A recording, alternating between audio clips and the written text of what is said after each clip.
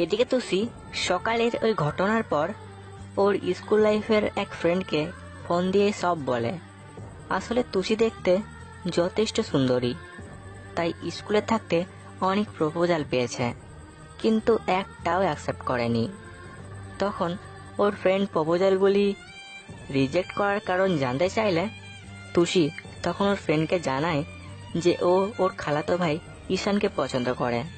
তুষির সব কথা শুনে ওর ফ্রেন্ড ওকে বলে, আচ্ছা তুষি, তুই ভাইয়াকে কিছু বলেছিস যে তুই ওনাকে ভালোবাসিস?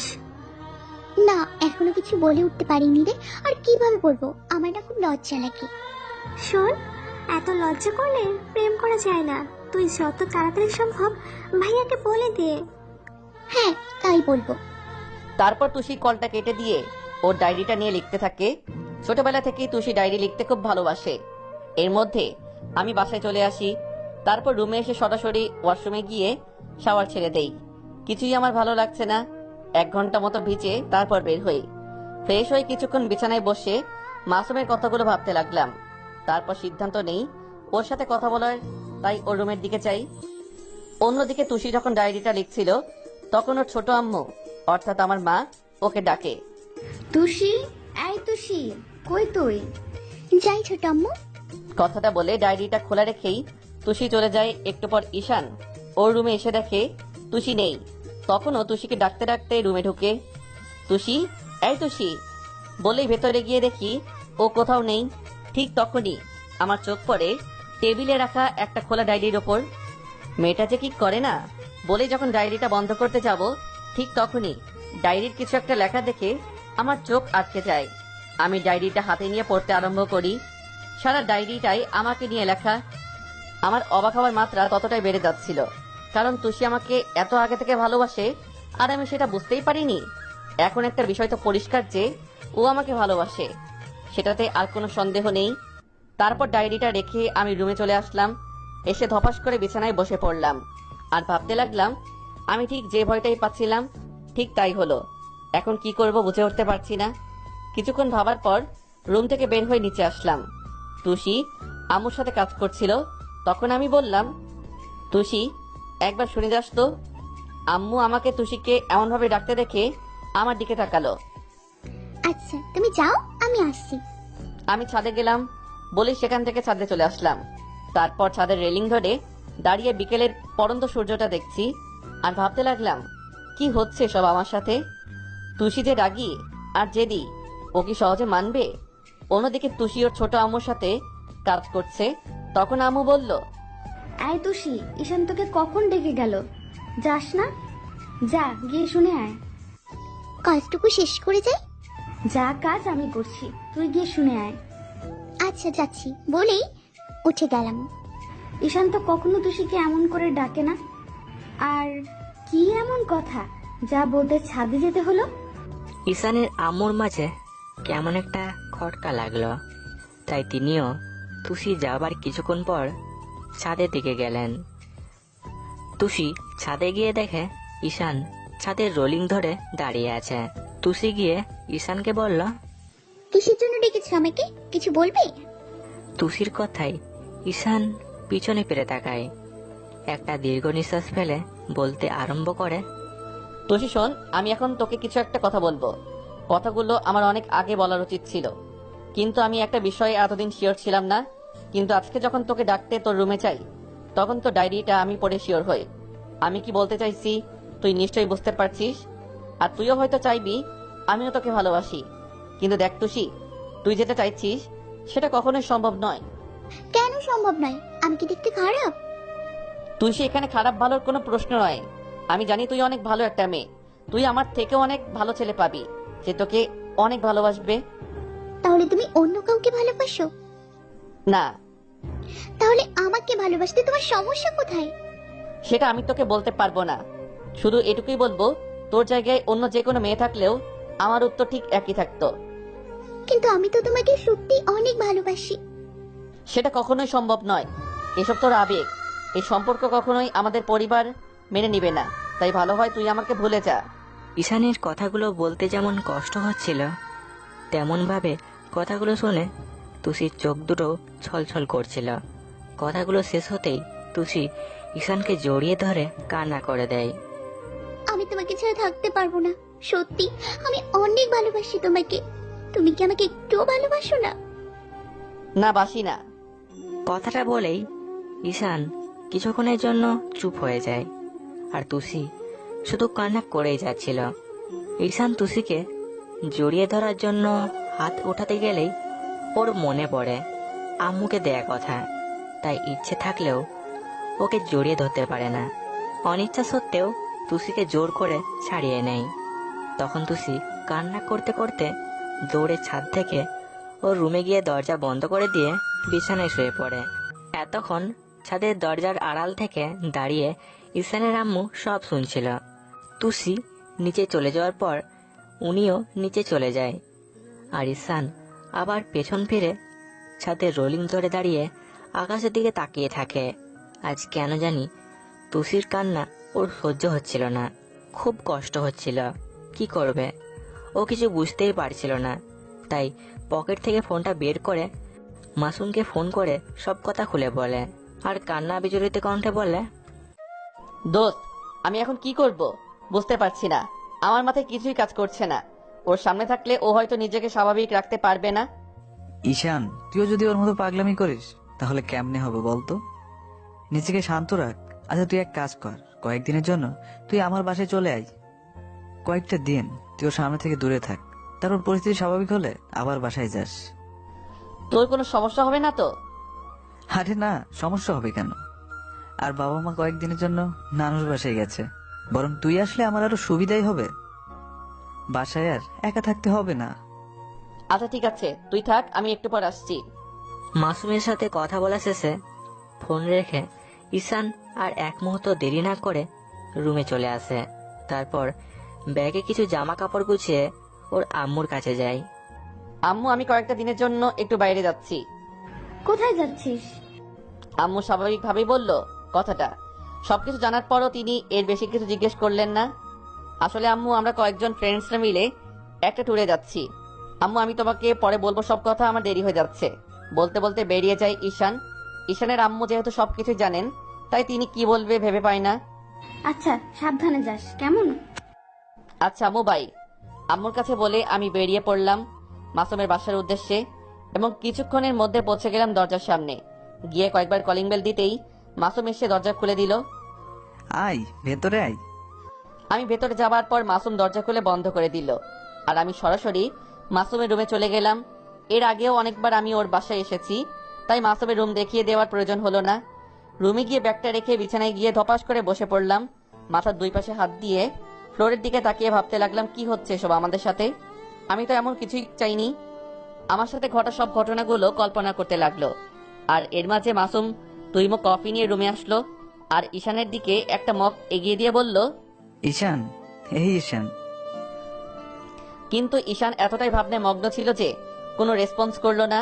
এবার মাসুম একটা মগ টেবিলের উপর রেখে একটা হাত ঈশানের কাঁধে রেখে আবার বলল, ঈশান, এত টেনশন করিস না। ঈশান মাসুমের দিকে তাকাতেই মাসুম ওর পাশে বসে বলল, এনে ধর, কফি খা। আমি মাসুমের হাত থেকে কফির মগটা নিলাম, আর মাসুম আমাকে নানান কথা বলে বোঝাতে লাগলো। শোন, জীবনে এমন 2-1টা ঝড় আসবেই, তাই বলে যে ভেঙে পড়তে হবে তা কিন্তু না। তুই কয়েকটা দিন ওর চোখের আড়ালে থাকলে দেখিস সব ঠিক হয়ে যাবে। দোস্ত, আমি এমন কিছু কখনো চাইনি। আমি জানি, কিন্তু আমাদের ভাগ্যের উপর কারো হাত নেই, তাই না? আমরা সবসময় যা চাই তা পাই না, আর যা চাই না সেটাই পাই। তাই বলে যে আপসেট হতে হবে তা তো নয়, তাই না? তুষি না হয় ছোট মানুষ, ও একটা ভুল করে ফেলেছে, আর এটাকে ভুল বললেও ভুল হবে, কারণ ভালোবাসা তো কোনো অন্যায় নয়। কবে, কখন, কিভাবে, কাকে ভালো লেগে যায় আমরা কেউ সেটা বলতে পারি না। ভালোবাসাটা কারো চাওয়া না চাওয়াই হয় না, হয়ে যায়, সেটা তুইও ভালো করেই জানিস। আন্টির কথা রাখতে তুই যেমন কোন রকম রিলেশন থেকে নিজেকে দূরে রেখেছিস, এখানে তোর দিক থেকে তুই সঠিক, তেমনি ও তোকে ভালোবেসে ওর দৃষ্টিকোণ থেকে ও কোনো ভুল করেনি, তাই এত আপসেট হওয়ার কিছু নেই। দোস্ত, আমি চিন্তা করছি তুষি যে রাগী আর জেদি মেয়ে, ও উল্টাপাল্টা কিছু করে না বসে। ঈশান, তুই সবসময় এত নেগেটিভ চিন্তা ভাবনা করিস না তো, তেমন কিছুই হবে না। তাই যেন হয়। অন্যদিকে তুষি ছাদ থেকে রুমে আসার পরে একবারও বাইরে যায়নি। তখন থেকে শুধু কান্না করেই যাচ্ছে। কান্না করতে করতেই চোখ দুটো লাল হয়ে গেছে। আর কান্না করবে নাই বা কেন? এতদিন ধরে যাকে ভালোবেসে এসেছে তার মুখ থেকে যে এমন কিছু শুনবে ও সেটা আশা করেনি। ও কেন, হয়তো পৃথিবীর কোনো মেয়েই এই ধরনের কিছু আশা করবে না। নিজে কিছু বলার আগেই সব শেষ হয়ে গেল। রাত নেমে এসেছে, তাই ঈশানের আম্মুকে খাবার খাওয়ার জন্য ডাকতে এসেছে। তুষি, আয় তুষি, খেতে আয়। তুষির কোনো রকম রেসপন্স নেই। কেউ যে ওকে ডাকছে সেটা ও খেয়ালই করেনি। তুষি, আয় তুষি, কি হলো? দরজা খোল আর খেতে আয়। এবার তুষির ঘোর কাটে ও চোখ দুটো মুছে স্বাভাবিকভাবে বলল, ছোট আম্মু তুমি যাও, আমার খেতে ইচ্ছে করছে না। না খেয়ে থাকলে শরীর খারাপ করবে। ওঠ মা, আর দরজাটা খোল। ছোট আম্মু আমি বললাম তো আমার ভালো লাগছে না, তুমি যাও তো। ঈশানের আম্মু তুষিকে অনেক জোরাজোরির পরও যখন ও দরজা খুলল না, তখন তিনি হতাশ হয়ে চলে গেলেন। রাতে ঈশানের আম্মুও খাবার খেলেন না। আম্মু রুমে শুয়ে শুয়ে চিন্তা করতে থাকে। সবকিছু জানার পরেও কি চুপ করে থাকাটা ঠিক হচ্ছে? আর আমি তো তুষিকে আমার মেয়ের চেয়ে কম কিছু ভাবি না। তাহলে ওর কষ্ট যে আমার কাছেও দেখতে ভালো লাগছে না। তবে একটা জিনিস ভাবতে ভালো লাগছে, যে আমার ছেলের কাছে আমার কথার মূল্য কতটা সেটা জেনে। আমাকে দেয়া কথা থেকে সে এক পাও এদিক ওদিক হতে দিল না। আচ্ছা, আপুকে কি বিষয়টা জানাবো? আমি তো এটাই চেয়েছিলাম, যে তুষিকে ঈশানের বউ করে আনতে, কিন্তু সেটা ওদের পড়াশোনার শেষে। আর তাছাড়া এবারের বড় ছেলের এখনো বিয়ে করেনি, বেকার ঘুরে বেড়াচ্ছে। তার আগে ছোট ছেলের বিয়ে দিয়ে দিই কি করে? তুষিরও তো বয়স বেশি না। কথাগুলো ভাবতে ভাবতে আম্মু ঘুমিয়ে পড়লেন। পরের দিন সকালে অন্য দিনগুলোর মতো আজ তুষি ঘুম থেকে ওঠেনি, আর ও ছোট আম্মুর কাছেও যায়নি। তাই উনি তুষিকে ডাকতে আসে। তুষি, এই তুষি, ওঠ মা, কলেজে যেতে হবে না? অনেক ডাকাডাকির পর তুষির ঘুম ভাঙে। কাল অনেক রাত পর্যন্ত কান্না করার ফলে ঘুম থেকে উঠতে দেরি হয়েছে। ছোট আম্মু আমার ভালো লাগছে না, আজ কলেজে যাব না। কলেজে না হয় না গেলি, ওঠ আর খেতে আয়। রাতে তো কিছুই খেলি না। আম্মু জোরাজুরিতে তুষি শুধু বলল, তুমি যাও, আমি উঠছি। ঈশানের আব্বুর অফিসে যেতে দেরি হয়ে যাচ্ছে, তাই আম্মু গিয়ে নাস্তা তৈরি করতে লাগলো। সকালের নাস্তা খেয়ে আব্বু অফিস চলে গেল। আর ঈশানের ভাই খেতে এসে বলল, আম্মু, ঈশান কোথায়? আর আজ তুষিকেও তো দেখছি না। ঈশান বাইরে গেছে কয়েকটা দিনের জন্য, আর তুষি রুমে আছে। নাস্তা করা শেষ হলে ঈশানের ভাই বাইরে চলে যায়, আর আম্মু তুষির রুমের দিকে আসে। এসে দেখে দরজা খোলাই আছে, তাই তিনি ভেতরে যায় আর তুষির পাশে বসে। তুষি তখন উল্টো দিকে ঘুরে শুয়ে আছে। ওর ছোট আম্মু যে রুমে ঢুকেছে ও খেয়ালই করেনি। এবার আম্মু বলে, অনেক ভালোবাসিস ওকে? হঠাৎ এমন কথা শুনে তুষির ঘোর কাটে। পিছনে ফিরে তাকাতে দেখে ওর ছোট আম্মু। তুষি তখন মায়া ভরা একটা দৃষ্টিতে আম্মুর দিকে তাকায়। আম্মু দেখে ও চোখে নিচে কালো দাগ পড়ে গেছে, এখনো জল জমে আছে। কিছু বললেই মনে হয় এক্ষুনি কান্না করে দেবে। আমি সব জানি, অনেক ভালোবাসিস ঈশানকে। কথাটা বলতেই টুসি আম্মুকে চাপটে ধরে হাউ মাউ করে কান্না করে দেয়। দেখো পাগলি মেয়ের কাণ্ড, খাচ্ছিস কেন? দেখি তুষি, আমার দিকে তাকা। টুসি কোনো কথা বলছে না, শুধু কান্না করেই যাচ্ছে। আম্মুকে ছাড়ানোর চেষ্টা করছে, কিন্তু আম্মুকে আরো শক্ত করে জড়িয়ে ধরে আছে। ছোট আম্মু আমি তোমার ছেলেকে সত্যি অনেক ভালোবাসি। আমি জানি তো, কিন্তু তোমার ছেলে আমাকে ভালোবাসে না। আমার দিকে তাকা। কথাটা বলে আম্মুকে ছাড়িয়ে নিয়ে চোখের পানিগুলো মুছে দেয় আর বলে, দেখি এর জন্য এত কান্না করা লাগে? আমার তুষিমা কান্না করলে আমার বুঝি কষ্ট হয় না?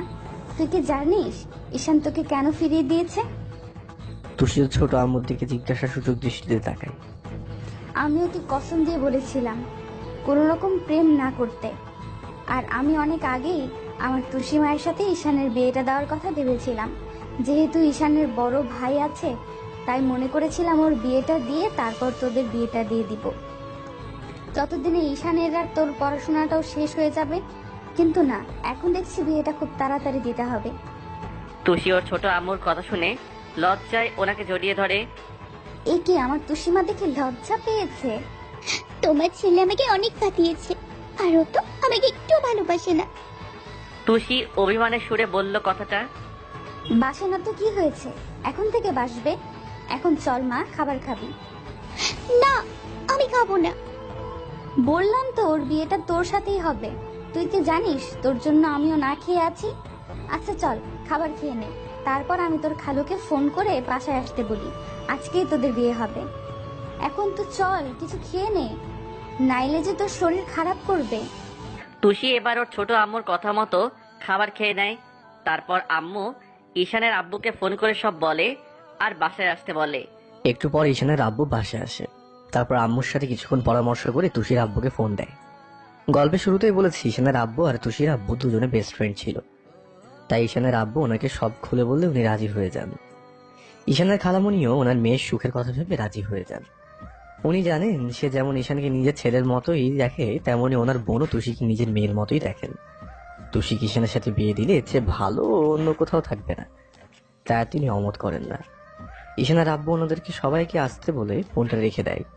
তারপর আব্বু ঈশানের বড় ভাইকে ফোন করে বাসায় আসতে বলে, আর ঈশানের বিয়ের ব্যাপারেও সব বলে, আর বলেন বিয়ের আয়োজন করতে। তারপর আব্বু ঈশানকে ফোন করে। কয়েকবার বাজার পর ঈশান ফোনটা রিসিভ করে। আব্বু কথাটা বলে ঈশানকে আর কিছু বলার সুযোগ না দিয়ে ফোনটা রেখে দেয়। কথা শুনে ঈশান তো বেশ চিন্তায় পড়ে যায়। ঈশানকে চিন্তিত দেখে মাসুম্মকে জিজ্ঞাসা করে, কি রে, তোকে এত চিন্তিত দেখাচ্ছে কেন? আব্বু ফোন করেছিল, ফোন করে 30 মিনিটের মধ্যে বাসায় যেতে বলল। এতে এত চিন্তার কি আছে? তুষির কিছু হলো না তো? আমি বাসায় যাচ্ছি। কথাটা বলে ঈশান ব্যাগটা নিয়ে বেরিয়ে যায়। ওকে, সাবধানে যাস, আর গিয়ে ফোন করে জানাস কি হলো। আচ্ছা ঠিক আছে। তারপর ঈশান একটা রিক্সা নিয়ে বাসার উদ্দেশ্যে রওনা দেয়। ওর এবার বেশ চিন্তা হতে থাকে, তাই কি হয়েছে জানার জন্য ভাইয়াকে ফোন করে, কিন্তু ভাইয়ের ফোন বিজি দেখাচ্ছে। তারপর আম্মুকেও ফোন করে, কিন্তু আম্মুর ফোন বেজেই চলেছে, কিন্তু কেউ রিসিভ করছে না। এরপর তুষির নাম্বারে ফোন দেয়, ওর ফোনটাও বেজেই চলেছে, কিন্তু তবুও কেউ রিসিভ করছে না। চিন্তায় এবার ঈশান ঘামতে থাকে। কিছুক্ষণের মধ্যে রিক্সাটা বাড়ির সামনে এসে থামে। ভাড়াটা দিয়ে ঈশান একরাশ ভয় নিয়ে বাড়ির ভিতরে যেতে থাকে। ভিতরে যেতেই তো ঈশান পুরোই অবাক, কারণ ওর নানুর বাসার সবাই ওদের বাসায়, এমনকি তুষির মা বাবা আর 2 বোনও এখানে। ভিতরে যাওয়ার পর সবাই ঈশানের দিকে এমন দৃষ্টি তাকায় যেন ও বড় কোনো অন্যায় করে ফেলেছে। ঈশানের একখানে থাকতে কেমন যেন একটু অস্বস্তি লাগছিল, তাই ও ওর রুমের দিকে পা বাড়ায়। তখন ওর আম্মুকে বলে, ঈশান শোন, জি আম্মু। তোর সাথে আমার কিছু কথা আছে। কথাটা বলে আম্মু ঈশানের গিয়ে ওর হাত ধরে টানতে টানতে রুমে নিয়ে যায়। ঈশান ভয়ে ভয়ে জিজ্ঞাসা করে, আম্মু কি হয়েছে বলো তো? নানুর বাসার সবাই এখানে, তুষির বাসারও সবাই এখানে, আমি তো কিছু বুঝতে পারছি না। আমি তোকে এখন একটা কথা বলবো, তুই আমাকে কথা দে, তুই আমার কথা রাখবি। কি কথা? না শুনে কিভাবে কথা দেবো? আগে বলো, আমার সাধ্য হলে রাখবো। না, তুই আগে বল তুই আমার কথা রাখবি। আম্মু আগে থেকে জানেন যে ঈশান কখনোই এই বিয়েতে রাজি হবে না, যেখানে বিশেষ করে ওর বড় ভাই বিয়ে করেনি। তাই এবার ঈশানের আম্মু ওর হাত ওনার মাথায় দিয়ে বলে, আমার মাথায় হাত দিয়ে তুই কথা দে, আমি যা বলবো তুই তাই করবি। তখন ঈশান বলে, আচ্ছা ঠিক আছে, বলো কি কথা। ওরা সবাই এখানে কেন এসেছে তুই জানতে চাস? হ্যাঁ, কেন? কারণ আজকে তোর আর তুষির বিয়ে। কথাটা শুনে ঈশানের 33,000 ভোল্টের শক লাগলো। হোয়াট? আম্মু তুমি এসব কি বলছো? অসম্ভব, আমি কিছুতে এখন বিয়ে করতে পারবো না। তুই কিন্তু আমাকে সে কথা দিয়েছিস। আম্মু এই বাড়িতে আমার একটা বড় ভাই আছে, তার আগে কি করে আমি বিয়ে করি? আর বিয়ে যদি দিতে হয় ভাইয়ের সাথে দাও। তাছাড়া বড় ভাইয়ের আগে ছোট ভাই বিয়ে করলে লোকেই বা কি বলবে? হতভাগা, ভালোবাসে তোকে আর বিয়ে করবে তোর বড় ভাইকে। ঈশান, আমি কিন্তু সব জানি। আম্মু ঈশানের কান ধরে বলে কথাটা। আম্মুর কথা শুনে আমি এক প্রকার অবাকই হলাম। তারপরে বললাম, আম্মু তুই তোর এই বাচ্চা ছেলেটারে এত তাড়াতাড়ি কুরবানি দিতে চাইছস? এরই মাঝে ঈশানের আব্বু রুমে ঢুকতে ঢুকতে বলে, কই, আমি তো বললাম আব্বু যে আমি বিয়ে করবো, কিন্তু বউকে খাওয়াবো কি? আব্বু আমি বলছি কি বিয়েটা পরে করলে হতো না একটু? কথাটা বলেই আব্বু রুম থেকে বেরিয়ে যায় আর আম্মু ঈশানকে বলে, শোন বাবা, মেয়েটা তোকে অনেক ভালোবাসে, আর আমি ভেবেছিলাম যে তোর ভাইয়া একটা চাকরি পেলেই ওর বিয়েটা দিয়ে দিব, আর ততদিনে তোর লেখাপড়াটাও শেষ হয়ে যাবে, তখন তুষির সাথে তোর বিয়েটা দিয়ে দিব। আমি অনেক আগে থেকে ঠিক করে রেখেছি। আম্মু বিয়েটা করলে তুমি খুশি হবা, তাহলে ঠিক আছে আমি বিয়ে করব। আম্মু এবার ঈশানকে জড়িয়ে ধরে বলল, আমি জানতাম তুই আমার কথা কখনোই ফেলতে পারবি না। আম্মু কথাটা বলেই আমার কপালে একটা চুমু দিল। আর শোন, তোর সব বন্ধুদের আমি আসতে বলেছি, শুধু তৃষার নাম্বারটা বন্ধ পাচ্ছি, তুই ওকে একটু জানিয়ে দে। আমার অনেক কাজ আছে, আমি নিচে গেলাম, কেমন? কথাটা বলেই আম্মু নিচে চলে গেল আর ঈশান বিছানায় বসে ভাবতে লাগলো কি থেকে কি হয়ে গেল। তারপর ভাবনা চিন্তা বাদ দিয়ে বলতে লাগলো, কুরবানি যখন দিয়েই দিব তাহলে ভেবে কি হবে, দেখি তৃষা পেতনিটাকে একটা ফোন করে, না জানি এই কথা জানতে পারলে আবার কি করে বসে। তারপর ঈশান তৃষাকে ফোন করতে লাগলো, কিন্তু না, তৃষার ফোনটা তো আসলে বন্ধ বলছে। এবার তৃষার অন্য আরো যে কয়টা নম্বর ছিল সেগুলো তো ঈশান ফোন দেয়, কিন্তু না, সেইগুলো বন্ধ। তৃষার ফোন বন্ধ দেখে আমি বিছানায় শুয়ে শুয়ে গেমস খেলতে লাগলাম। এর মাঝে দেখি সিয়াম, ইমন, তপু, মাশরুম ওরা সবাই চলে এসেছে। আমি তো ওদের দেখেই উঠে বসলাম, আর ওরা আমার দিকে তাকিয়ে একখানা শয়তানি মার্কে হাসি দিল। তাই আমি বললাম, কি রে হারামির দল, হাসছিস কেন? মামা তুমি তো বড় হইয়া গেছো, তাই বড় ভাইয়ের আগে কাজটা সাইরা ফেলাইতেছো। খুব হাসি পাচ্ছে না? হাসো হাসো, 32 পাটি বের করে হাসো। যেদিন আমার মতো তোমরা মাইঙ্কা চিপাই পড়বা সেদিন বুঝবা কি অবস্থা এটা। ছাড় তো, সবকিছু ভালোই ভালোই ঠিক হয়ে গেছে, সেটাই অনেক। আর ঈশান শোন, তুইও সব মেনে নে, মেয়েটা তোকে অনেক ভালোবাসে। তুই কি করে বুঝলি? তুই কি বাসায় আসার পর একবারও ওকে দেখেছিস? একদিনে কেমন শুকিয়ে গেছে, চোখের নিচে কেমন কালো দাগ পড়ে গেছে। মেনে তো নিতেই হবে, যেহেতু আম্মু আগে থেকে ওকে আমার সাথে বিয়ে দেওয়ার কথা ভেবে রেখেছে। বলিস কি? হ্যাঁ, আচ্ছা শোন, তোরা কেউ তৃষার খবর জানিস? ওকে ফোন দিলাম, ওর ফোন বন্ধ। তৃষা তো কয়েকদিনের জন্য ওর চট্টগ্রাম ও পুরীর পাশে গেছে, এর বেশি আর কিছু বলতে পারবো না। ও, আমি চিন্তা করছি ও আমার বিয়ের বিষয়ে জানতে পারলে কি যে করবে। এর মাঝে ভাইয়া একটা শপিং ব্যাগ নিয়ে আমার রুমে আসলো আর বলল, হ্যাঁ শোন, এখানে বিয়ে সব আছে, তোমরা তোমার বন্ধুকে সাজিয়ে দাও, কেমন? ভাইয়া কথাটা বলেই আমার দিকে তাকিয়ে একটা হাসি দিল। তখন আমি বললাম, আমার অবস্থা দেখে তোমার খুব খুশি হচ্ছে তাই না? একদম হাসবা না। ভাই আর কিছু না বলে চলে গেল। যা মামা, গিয়ে গোসল করে আয়, আর তারপর তবে তোকে রেডি হতে হবে। বলে ওরাও একটা হাসি দিল। দেখ ভাল লাগে না বলে ওয়াশরুমে গিয়ে দরজাটা ঠাস করে লাগিয়ে দিলাম। তারপর শাওয়ার ছেড়ে দিলাম। এখন আমার খুব রাগ হতে লাগলো তুষির ওপরে। যা হয়েছে পিচ্চি শয়তানের জন্য হয়েছে, ওর জন্য আজ আমাকে কোরবানি হতে হচ্ছে, না মানে বিয়ে হতে হচ্ছে। না হলে এত তাড়াতাড়ি আমার উইকেটটা পড়তে দিতাম না। তারপর গোসল করে বের হলাম। বের হতেই সবাই আমাকে ধরে সাজিয়ে দিতে লাগলো। ওরা সবাই অনেক কথা বলছে, কিন্তু আমি কোনো কথা বলছি না দেখে মাসুম বলল, কি রে মাম্মা, তোর আবার কি হলো? আজকে না তোর বিয়ে, বিয়ের দিন আমার মন খারাপ করে থাকতে আছে নাকি? হ্যাঁ, আমি মাসুমের দিকে তাকালাম করুণ দৃষ্টিতে। আজকে নিজেকে কেমন যেন অসহায় অসহায় লাগছে। আমাকে বরের সাজে সাজিয়ে দিল। কিছুক্ষণ পর সন্ধ্যা হতেই ভাইয়া এসে আমাকে নিচে নিয়ে যেতে বলল। তারপর আর কি, আম্মুর খুশির জন্য আর আব্বুর জোরাজুরিতে লজ্জা শরমের মাথা খেয়ে বড় ভাইয়ের আগে বিয়েটা করেই ফেললাম। বিয়েটা পারিবারিক ভাবেই হলো। রাতে খাওয়া দাওয়ার পর সবাই মিলে ছাদে বসে আড্ডা দিচ্ছিলাম। কখন যে 11টা বেজে গেছে খেয়ালই করিনি। একটু পর আম্মু এসে বলল, ঈশান, তুলসী সেই কখন থেকে রুমে একা বসে আছে, যা রুমে যা। আর তোমরাও যাও, অনেক রাত হয়েছে, ঘুমিয়ে পড়ো গিয়ে। কথাটা বলে আম্মু চলে গেল। আর আমি উঠে চলে আসতে যাব, তখনই তপু বলল, মামা বিড়ালটা কিন্তু ঠিক মতো মেরো। বলে একটা শয়তানি মার্কা হাসি দিল। তখন আমি ছাদের একপাশে একটা লাঠি দেখতে পেলাম। লাঠিটা হাতে নিয়ে বললাম, বিড়াল মারতে হবে না, দাঁড়া। বলে ওদের দিকে গেলাম।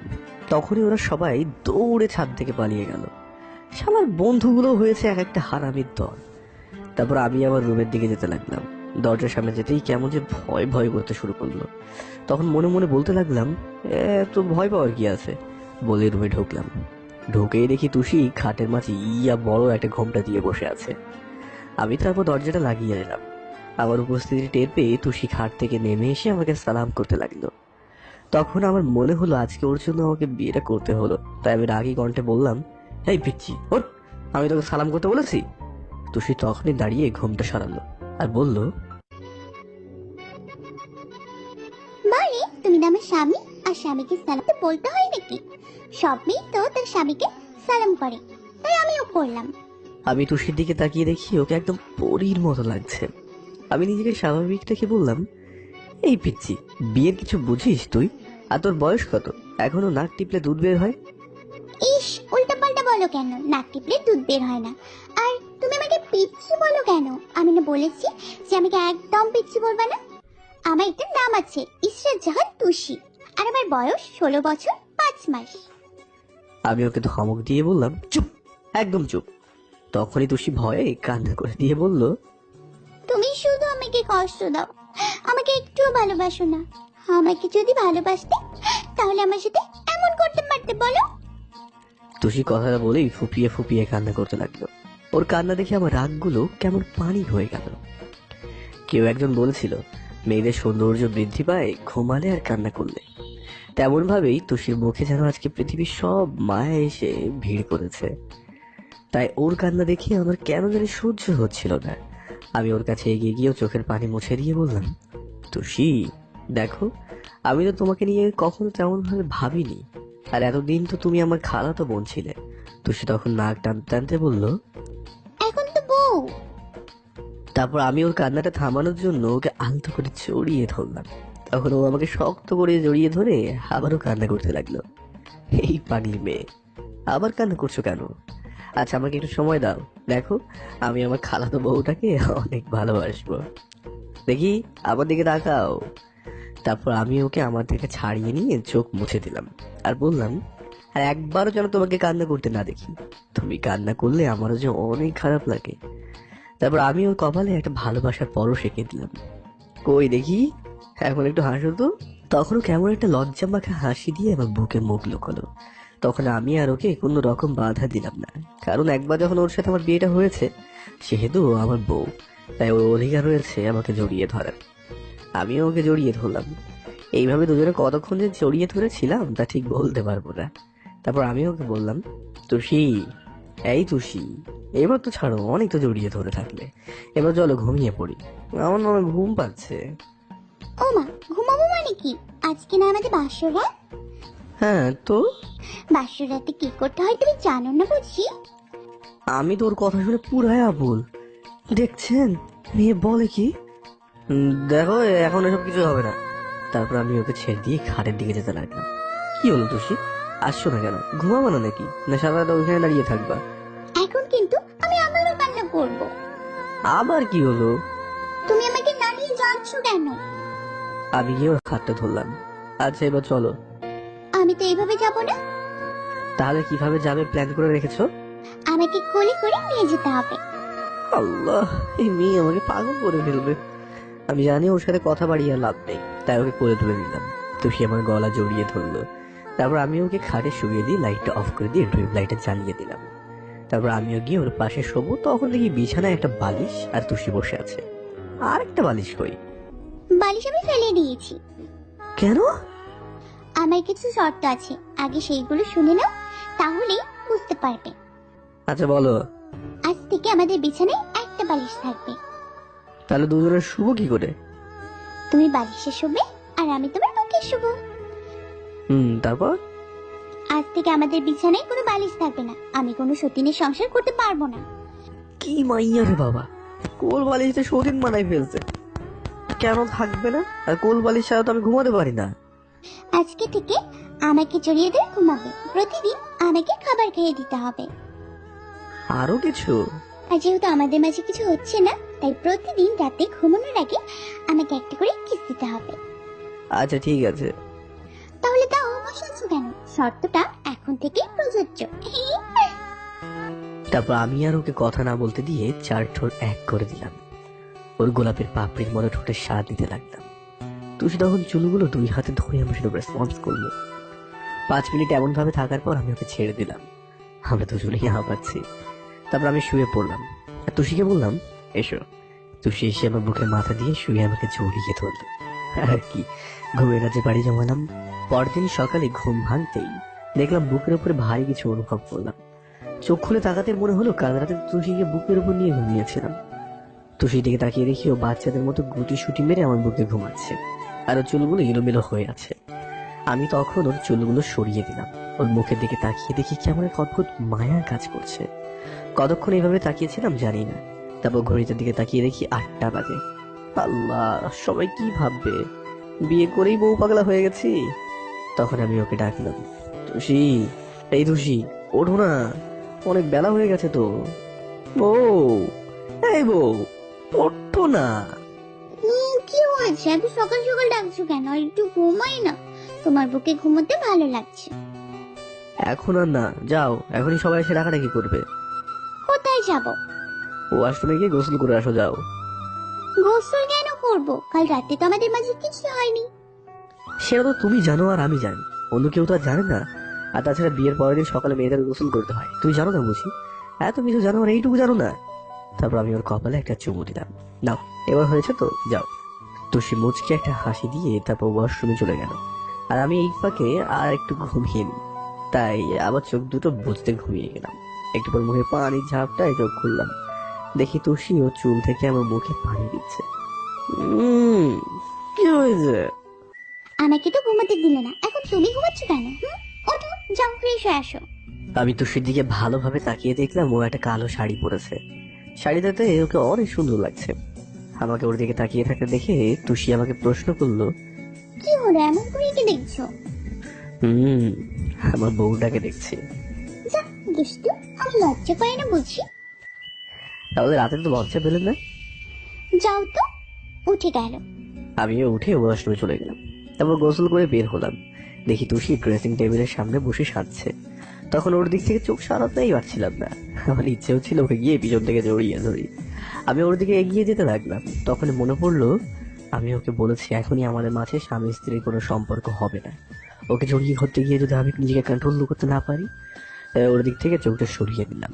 তারপর আমিও রেডি হয়ে নিলাম। তুষি শাড়ির সাথে ম্যাচিং করে একটা কালো শার্ট আর কালো প্যান্ট পরলাম। এর মাঝে আম্মু এসে আমাদের ডাকলো, ঈশান, এই ঈশান, আমার মেয়েটাকে নিয়ে নিচে আয়। আম্মু তুমি যাও, আমি আসছি। তারপর আমি আর তুষি নিচে যাওয়ার জন্য পা বাড়ালাম। সিঁড়ির কাছে আসতেই তুষি আমার হাত ধরলো। আমিও নামার সময় সবাই আমার দিকে হা করে তাকিয়েছিল। তখন সবার সামনে এসে আমি বললাম, এই হলো, সবাই হা করে আছো কেন? মুখের মধ্যে মশা ঢুকে যাবে তো। তখন সবাই মুখ বন্ধ করলো। আম্মু তখন খালামণিকে উদ্দেশ্য করে বলল, আপু তুমি যাই বলো, ওদের দুজনকে কিন্তু বেশ মানিয়েছে।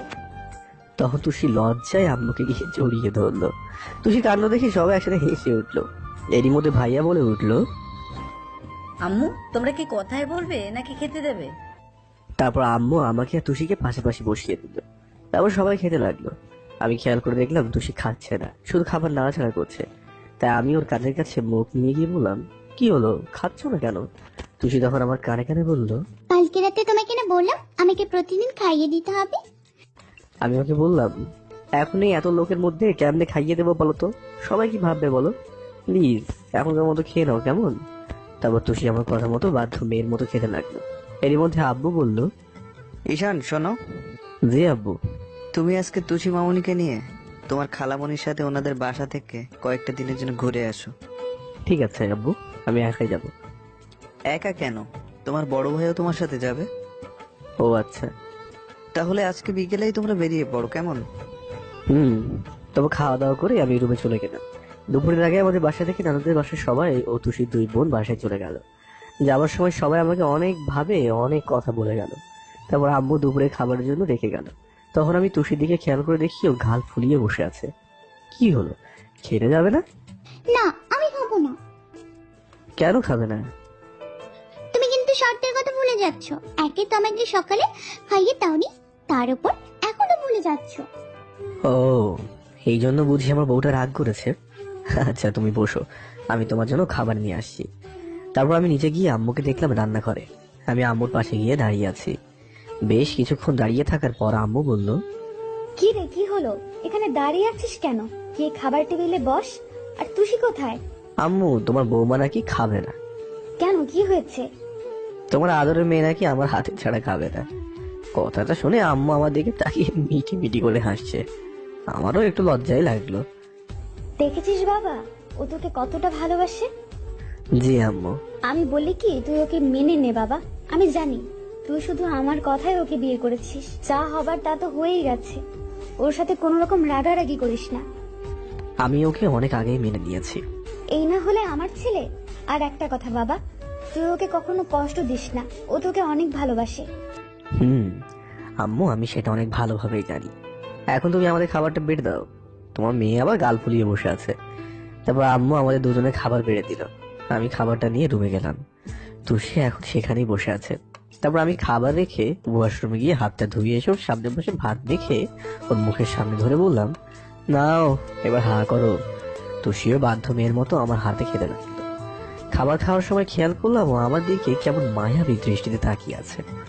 কয়েক লোকবার খেতেই ও আমাকে জিজ্ঞাসা করলো, তুমি খেয়েছো? না তুমি আগে খেয়ে নাও, তারপর আমি খাবো। আমার হাত থেকে প্লেটটা নিয়ে টেবিলে রেখে তারপর আমাকে শক্ত করে জড়িয়ে ধরলো। আবার কি হলো তুষি? তুমি আমাকে এত ভালোবাসো? মারে, তুমি না কাল রাতে বললে আমি তোমাকে ভালোবাসি না, তাই একটু আধটু বাসার চেষ্টা করছি আর কি। কিছুক্ষণ জড়িয়ে ধরে থাকার পর আমি বললাম, এইভাবে জড়িয়ে ধরে থাকলে খাবার খাবে কখন? এখন ছাড়ো আর লক্ষ্মী মেয়ের মতো খাবারটা খেয়ে নাও, কেমন? তারপর ও আমাকে ছেড়ে দিয়ে প্লেটটা নিয়ে আমাকেও খাইয়ে দিতে লাগলো। দুজনে খাবার খাওয়া শেষ করার পর তুষি প্লেটগুলো নিয়ে নিচে চলে গেল। আমি একটু রেস্ট নিতে শুয়ে পড়তে কখন যে চোখ দুটো লেগে গেছে বুঝতেই পারিনি। ঘুম ভাঙলো আম্মুর ডাকে। চোখ খুলে আমি দেখলাম তুষি আমার বুকের উপরে শুয়ে আছে। ওকে দেখতে বেশ মায়াবী লাগছিল। ঈশান, এই ঈশান, কি হলো? তোদেরকে যে তুষির বাসায় যেতে হবে, দেরি হয়ে যাচ্ছে তো। তুষিকে নিয়ে রেডি হয়ে নিচে আয়। আম্মু তুমি যাও, ওকে নিয়ে আসছি আমি। তুষি তখন আমাকে জড়িয়ে ধরেই আছে। আমি ওর কপালে একটা চুমু দিয়ে ওকে ডাকলাম, তুষি, এই তুষি, ওঠো, আম্মু ডাকছে তো। কি হয়েছে? ঘুমাতে দাও না গো, আমার খুব ঘুম পাচ্ছে। এখন আর না, তোমাদের বাসায় যেতে হবে, সে খেয়াল আছে? ওঠো না প্লিজ বউ। তারপর তুষি চোখ ডলতে ডলতে উঠে যেতে লাগলো। তখন আমি ওকে প্রশ্ন করলাম, তুমি কখন আসলে? যখন ঘুমিয়েছিলে তখন, তাই আর তোমাকে না ডেকে তোমার বুকে ঘুমিয়ে পড়েছিলাম। কথাটা বলেই তুষি ফ্রেশ হতে চলে গেল। একটু পর দুজনে রেডি হয়ে আমাদের কিছু কাপড় চোপড় গুছিয়ে নিয়ে চলে আসলাম। দেখি সবাই আমাদের জন্য অপেক্ষা করছে। আব্বু আম্মুকে বলে আমি তুষি ভাইয়া, তুষির আব্বু আম্মু অর্থাৎ আমার শ্বশুর শাশুড়ির সাথে ওনাদের বাসার উদ্দেশ্যে রওনা দিলাম। ওদের বাসায় আস্তে আস্তে রাত হয়ে গেল। তারপর কলিং বেল দিতেই ওদের বাসার কাজের মেয়েটা এসে দরজা খুলে দিল আর তুষির আম্মুকে উদ্দেশ্য করে বলল, খালাম্মা, আপনারা আইসেন? আমি আপনাদের জন্যই বসে রয়েছি, আসেন ভেতরে আসেন। তারপর আমরা ভেতরে গেলাম। তখন খালামণি বলল, হ্যাঁ রে, রাতের খাবার রান্না করছিস তো? জি খালাম্মা, সবকিছু রান্না করা হয়ে গেছে। খালামণি ভাইয়াকে দেখিয়ে দিয়ে বলল, শোন, তুই কি ওকে আমাদের গেস্ট রুমটা দেখিয়ে দিয়ে আয়। জি খালাম্মা। তবে কাজের মেয়েটা ভাইয়ার হাত থেকে ব্যাগটা নিয়ে বলল, ভাই আপনি আমার লগে আহেন। ভাইয়া চলে গেল। তখন শাশুড়ি মা তুষিকে বলল, তুষি, তুমি ঈশানকে নিয়ে তোমার রুমে যাও। জি আম্মু, যাচ্ছি। তারপর তুষি আমার হাত থেকে ব্যাগটা নিয়ে যেতে লাগলো। তার আমি ওর পিছনে পিছনে যেতে লাগলাম। এমনিতেও আমি ওর রুমটা আগে থেকে চিনতাম। তারপর আগে যাওয়া আর এখনকার যাওয়া তো এক হলো না, তাই না? তারপর রুমে গিয়ে ফ্রেশ হয়ে নিলাম। কিছুক্ষণ পর খালামণি এসে খাওয়ার জন্য ডেকে গেল। তখন তুষি বলল, আম্মু তোমার জামাই ভালো লাগছে না, তুমি খাবারটা রুমে দিয়ে যাও। একটু পর খালামণি আসলো খাবার দিতে। ঈশান, কি হয়েছে বাবা? তোর শরীর খারাপ নাকি? না তেমন কিছু না খালামণি। ঈশান, তুই এখনো আমাকে খালামণি বলিস কেন? আম্মু বলে ডাকতে পারিস না? আসলে খালামণি অভ্যেস নেই তো, তাই। তুমি চিন্তা করো না খালামণি, আস্তে আস্তে হয়ে যাবে।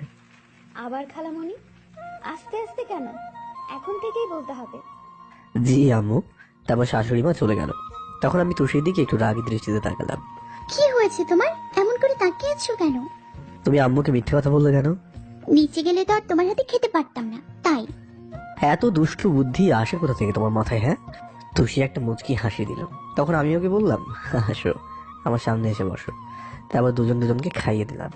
খাওয়া শেষে তুষি প্লেট রাখতে নিচে চলে গেল। বেশ খানিকটা আমি ওর জন্য অপেক্ষা করতে লাগলাম। তারপর ও আসছে না, তখন আমি ফোনটা নিয়ে বিছানায় হেলা দিয়ে শুয়ে শুয়ে গল্প লিখছিলাম। বেশ কিছুক্ষণ পর তুষি এসে বিছানায় উঠে আমার কাছে এসে হাত থেকে ফোনটা নিয়ে টেবিলের ওপর রেখে দিয়ে তারপর আমার বুকে মাথা দিয়ে আমাকে জড়িয়ে ধরে শুয়ে পড়লো। আমি ওকে বললাম, আচ্ছা তুষি, তুমি সবসময় এমন পাগলামি করো কেন বলো তো? কই পাগলামি করি? আচ্ছা তুষি, আমি যদি কখনো না থাকি তখন তুমি এমনটা কার সাথে করবে? সবাই কোথায় যায়? কেন, সবাই যেখানে যায়। আমি বলছি যে আমি যদি কখনো মরে যাই তাহলে। কথাটা বলতেই তুষির মুখটা কেমন কালো হয়ে গেল আর ওর সাথে সাথে আমাকে ছেড়ে দিয়ে উঠে ব্যালকনির দিকে চলে গেল। তুষি, এই তুষি, আহা আমার কথাটা তো শোনো। ও আমার কোনো কথাই শুনলো না। বুঝতে পারলাম বাগদিটা আমার উপরে অভিমান করেছে।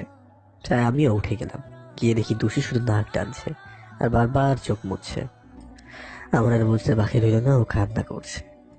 তখন আমি গিয়ে ওকে পিছন থেকে জড়িয়ে ধরলাম। ও আমাকে ছাড়ানোর চেষ্টা করলো, কিন্তু আমি ওকে আরো শক্ত করে জড়িয়ে ধরলাম আর ও কানের কাছে মুখ নিয়ে বললাম, সরি বউ, আমি তো মজা করে বলেছি, কিন্তু বুঝতে পারিনি যে তুমি এতটা কষ্ট পাবে। বিশ্বাস করো, তোমাকে হার্ট করতে চাইনি তো আমি। প্লিজ বউ, আর কান্না করো না। এই কানে ধরছি, এমন ভুল আর কখনো হবে না। প্লিজ তুমি কান্না থামাও। তুষি সামনের দিক থেকে পিছনে ঘুরে আমাকে বিদ্যুৎ গতিতে শক্ত করে জড়িয়ে ধরলো আর ফুপিয়ে ফুপিয়ে কান্না করতে লাগলো। ও আমাকে এতটা শক্ত করে ধরেছে যেন আমার বুকের সাথে মিশে যাবে। আরে বাবা, বললাম তো সরি, আর কখনো এমন করবো না। তুমি কান্না করলে আমারও যে কষ্ট হয় সেটা তোমাকে কি করে বোঝায় বলো তো। তারপর তুষিকে জোর করে ছাড়িয়ে নিয়ে চোখগুলো মুছে দিলাম। তুষি কাঁদো কাঁদো কণ্ঠে বলে উঠলো, এমন কথা আর কখনো বলবে না। আচ্ছা বাবা, আর বলবো না, কিন্তু মানুষ কি চিরদিন কখনো বেঁচে থাকে? তোমার কিছু হওয়ার আগে আমি মরে যাব। আমি ওকে আর কিছু বলতে না দিয়ে ওর ঠোঁটগুলো বন্ধ করে দিলাম। কিভাবে বন্ধ করলাম সেটা নিশ্চয়ই বুঝতে পারছেন।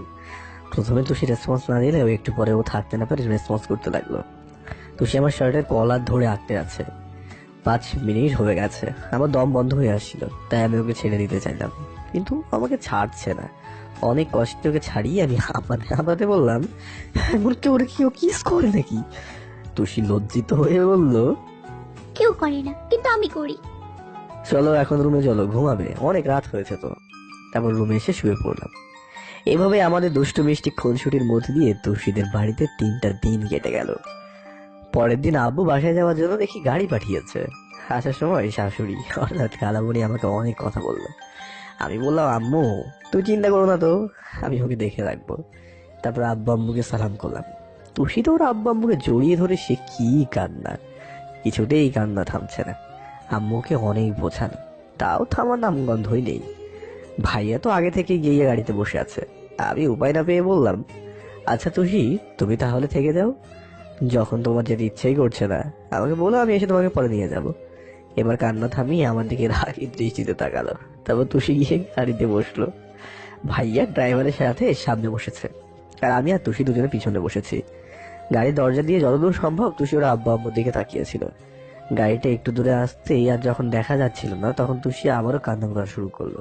এবার আমার একটা হাত জড়িয়ে ধরে কাঁধে মাথা রেখে কাঁদছে। আমি ওকে আস্তে করে বললাম, আবার কি হলো? আর সামনে কিন্তু ভাইয়া আছে। আব্বু আম্মুকে ছেড়ে থাকতে হবে তো, তাই কষ্ট হচ্ছে। তাহলে এতদিন থাকলে কেমন করে? এখনকার থাকা আর আগের থাকা কি এখনো নাকি? তুষি কাঁদতে কাঁদতে বললো কথাটা।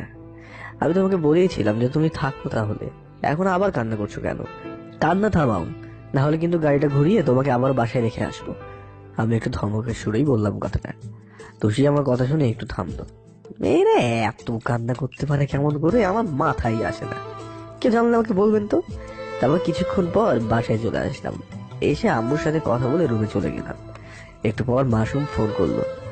কিরে ভাই, বিয়ে করে আমাদের ভুলে গেলি নাকি? কি যে বলিস না তুই, আর আমি একটু আগেই তুষিদের বাসায় থেকে আমাদের বাসায় আসলাম। আমরা সবাই আড্ডা দিচ্ছি, তুই কি আসবি? আচ্ছা তোরা থাক, আমি কিছুক্ষণের মধ্যে আসছি, কেমন? বলে ফোনটা কেটে দিয়ে তুষিকে ডাকলাম। তুষি, এই বউ, কই তুমি? আমার ডাকে তুষি নিচে থেকে দৌড়ে উপরে আসলো। কি হয়েছে, তোমার কিছু লাগবে? না শোনো, আমি একটু বাইরে যাচ্ছি, কেমন? তুমি কিন্তু কোনো রকম পাগলামি করবে না, হ্যাঁ? বলে ওর কপালে একটা চুমু দিলাম। সাবধানে যেও, কেমন? আর তাড়াতাড়ি চলে এসো। আচ্ছা বাই। তারপর নিচে আসতেই আম্মু জিজ্ঞাসা করলো, ঈশান কোথায় যাচ্ছিস? আম্মু মাসুম ফোন দিয়েছিল, তাই ওদের সাথে একটু যা, কিন্তু তাড়াতাড়ি ফিরবি। তোর আব্বু বাসায় এসে যদি তোকে না দেখে তাহলে কিন্তু অনেক রাগ করবে। নতুন বিয়ে করেছিস, তাই ঘোরাঘুরি একটু কম কর। জি আম্মু। তারপর বাইকটা নিয়ে কিছুক্ষণের ভিতরেই হারামিগুলোর কাছে চলে আসলাম। দেখি সবাই বসে আছে, তাই আমিও বাইকটা দেখে ওদের সাথে যোগ দিলাম। তো মামা কেমন? তুমি তো শ্বশুরবাড়িতে খেয়ে দিয়ে চেহারা ঘুরিয়ে ফেলেছ। তোদের খালি আর কি, তাই না? আচ্ছা শোন, কাল কি কলেজে আসবি? হ্যাঁ আসবে। তারপর ওদের সাথে আড্ডা দিয়ে দিতে কখন যে রাত হয়ে গেছে খেয়ালই করিনি। আড্ডা শেষ করে যখন উঠলাম তখন মোবাইলটা হাতে নিয়ে দেখি 9টা বাজে আর আম্মুর 30টা মিসড কল। তুষির 50 বার আর আম্মুর 10 বার। আল্লাহ রে, আজকে খাইছে আমাদের। তারপর বাইকটা স্টার্ট করে অনেক স্পিডে চালিয়ে বাসায় চলে আসলাম। এসে কলিং বেল দিতেই তুষি এসে দরজাটা খুলে দিয়ে রুমে চলে গেল। আমিও যে রুমের দিকে যাবো তখন আব্বু বলল, ঈশান দাঁড়াও, কোথায় গিয়েছিলে? আমি ভয়ে ভয়ে বললাম বন্ধুদের সাথে দেখা করতে। আচ্ছা, তোর কোনো কাণ্ডজ্ঞান নেই? কয়টা দিন হলো বিয়ে করেছিস, তুই নতুন বউকে ঘরে রেখে বাইরে আড্ডা দিচ্ছিস? জানিস তোর আম্মু আর তুই কতটা টেনশন করছিল, আর কতবার তোকে ফোন করেছিল দেখতো। আব্বু ফোনটা সাইলেন্ট ছিল, বুঝতে পারিনি। তারপর আব্বু আরো কিছুক্ষণ বকাবকি করে চলে গেল। আচ্ছা ঈশান, তোর কি কখনো আক্কেল হবে না? যাবার সময় তোকে বারবার বলে দিলাম তাড়াতাড়ি ফিরিস, আর তুই কি করলি? সেই রাত করেই বাসায় আসলি। সরি আম্মু, আমি বুঝতে পারিনি। জানিস আমার কত টেনশন হচ্ছিল? আমার কথা বাদই দিলাম, তুষির কথা একবারও কি মনে পড়েনি তোর? মেয়েটা এখন পর্যন্ত খায়নি। আব্বু আর কখনো এমন হবে না। যা গিয়ে তুষিকে নিয়ে খেতে আয়, টেবিলে খাবার দেওয়া আছে। কথাটা বলেই আম্মু চলে গেল। আমি রুমে চলে আসলাম। এসে দেখি তুষি উল্টো দিকে ঘুরে শুয়ে আছে। বুঝতে পারছি যে ও প্রচন্ড পরিমাণে রেগে আছে। এখন যে কি করি, কিভাবে ওর অভিমান ভাঙাই? বিছানায় বালিশও 2টা। আমি ওর কাছে গিয়ে বসলাম আর ওকে ডাকলাম, বউ, এই বউ, আমার না অনেক খিদে পেয়েছে। বউ, ও শোনা বউ, তুমি আমার উপর রাগ করেছো তাই না? বিশ্বাস করো কখন যে রাত হয়ে গেছে খেয়ালই করিনি, তাই দেরি হয়ে গেছে। আর তুমি নাকি এখনো খাওনি? চলো খাবে, চলো। আমি কারো বউ না, আর তোমার খিদে পেয়েছে সেটা আমাকে বলছো কেন? আমি কারোর উপর রাগ করিনি। রাগটা যখন আমার উপর, তো আমার উপরই দেখাও না, খাবারের উপর কেন দেখাচ্ছ? চলো খাবে, চলো। বলে আমি ওর একটা হাত ধরে টান দিলাম, আর ওর সাথে সাথে এক ঝটকে ছাড়িয়ে নিল। তুষি, এই বউ দেখো, তুমি যদি না খাও তাহলে আমিও কিন্তু খাবো না। আমার খিদে নেই, তুমি খাবে না খেলে না খাবে, তাতে আমার কি? আমি কি হই তোমার? সত্যি কিন্তু আমিও খাবো না। তুষি আর কোনো কথা বললো না। বুঝতে পারলাম এইভাবে হবে না, তাই আমি ওকে কোলে তুলে নিলাম। ছাড়ো আমাকে। কথাটা বলেই ছটপট করতে লাগলো, তাই আমি ওকে ধমকে শুরু বললাম, একদম নড়াচড়া করলে কোল থেকে কেউ ফেলে দেবো। তাই কথা না বাড়িয়ে আমার গলা জড়িয়ে ধরে থাকো। ফেলে দেওয়ার কথা শুনে ও আমার গলা 2 হাতে শক্ত করে জড়িয়ে ধরলো। তারপর আমি ওকে নিচে খাবার টেবিলের কাছে এনে নামিয়ে দিয়ে চেয়ারে বসে পড়লাম। তুষিও বসে পড়লো। তারপর আমি খাবার বেড়ে এনে ওর পাশে একটা চেয়ারে বসে খাইয়ে দিতে লাগলাম। কিন্তু আজকে তুষি আমাকে খাইয়ে দিচ্ছে না। একটু পর তুষি আমাকে খাইয়ে দিতে এক লোকমা ভাত আমার মুখের সামনে ধরে বলল, নাও, হা করো। আমি বললাম, না, আমি খাবো না, খিদে নেই আমার। রাগ আমি করি আর সেই রাগ উল্টো উনি আমার উপর দেখায়। অন্যদিকে দূর থেকে দাঁড়িয়ে ঈশানের আম্মু ওদের দুজনের কাণ্ড দেখছিল আর মিট মিট করে হাসছিল। তুমি যদি না খাও তাহলে কিন্তু আমিও খাবো না। এবার আমিও হাঁ করলাম আর বললাম, কই দাও। তারপর খাওয়া শেষে রুমে এসে আমার দুজনকে প্রতিদিনের মতো জড়িয়ে ধরে শুয়ে পড়লাম। পরের দিন সকালে তুষি ডাকে ঘুম ভাঙলো। আই ওঠো, কলেজে যাবে না? ঈশান ওঠো বলছি। আমি ঘুম ঘুম চোখে বললাম, প্লিজ বউ, আর একটু ঘুমাতে দাও না। তারপর আমি ওকে টান দিয়ে আমার বুকের উপরে এনে জড়িয়ে ধরে বললাম, তুমি আমার সাথে ঘুমাও তো। আই ছাড়ো না, দরজা খোলা আছে তো, কেউ এসে দেখে ফেলবে। আগে কিছু দাও, তারপর ছাড়বো। এখন না, রাতে। এখনই দিতে হবে, না হলে তো ছাড়ছি না। তারপর তুষি আমার কপালে, গালে আর ঠোঁটে অনেকগুলো ভালোবাসে দিয়ে তারপর বলল, এখন তো ছাড়ো, আর যাও ফ্রেশ হয়ে খেতে আসো। আমিও উঠে ফ্রেশ হয়ে কলেজের জন্য রেডি হয়ে তারপর নিচে আসলাম। তারপর খাবার টেবিলে বসতেই তুষি আমাদেরকে খাবার দিতে লাগলো। তখন আম্মু বলল, তুষি, তুই কলেজে যাবি না? জি আম্মু। তাহলে তুইও বস, খেয়ে নে, আমি সবাইকে বেড়ে দিচ্ছি। আম্মু আমি পারবো। তুষি আম্মুর কথা মতো আমার পাশে বসে খেতে লাগলো। খাওয়া শেষ করে আব্বু আম্মুকে বলে কলেজের জন্য বেরিয়ে পড়লাম। তারপর কলেজে গিয়ে সোজা আড্ডার জায়গায় গেলাম। দেখলাম আজও তৃষা এসেছে। তখন আমি বললাম, কি রে, তুই এতদিন কোথায় ছিলি? আর তোর ফোন বন্ধ ছিল কেন? ফোনটা হারিয়ে গেছে তাই। ভাবি কেমন আছেন? জি ভাইয়া ভালো, আপনারা সবাই কেমন আছেন? সবাই একসাথে বলল ভালো। তখন তৃষা বলল, ভাবি মানে? ও, তোকে তো বলতে ভুলেই গেছি, আমাদের ঈশানের সাথে তুষি ভাবির বিয়ে হয়েছে। কথাটা শোনার সাথে সাথে তৃষার মুখটা কেমন যেন কালো হয়ে গেল। ভাবি বিয়ে দিন কিন্তু আমার খেতে পারেননি, তাই আজকে আমাদের ট্রিট দিতে হবে। এই সাদা ট্রিট মানে? বিয়েতে তো এক একটা এমন ভাবে খেয়েছিস মনে হলে 1 মাস না খেয়েছিলি, আবার বলছিস যে ট্রিট দিতে হবে। তা বললে তো শুনছি না, আমরা তো আজ তোমার কোনো কথাই শুনবো না মামা। আমরা ভাবির সাথে কথা বলছি, মাঝখানে তুমি কথা বলবে না। আমি না থাকলে ভাবিটা আসলো কোথা থেকে? হ্যাঁ, আমি খেয়াল করলাম তৃষা কোনো কথা বলছে না। ওকে ভাইয়া, আমি আপনাদের ট্রিট দেবো, চলেন। তারপর সবাই মিলে গিয়ে ক্যান্টিনে বসলাম।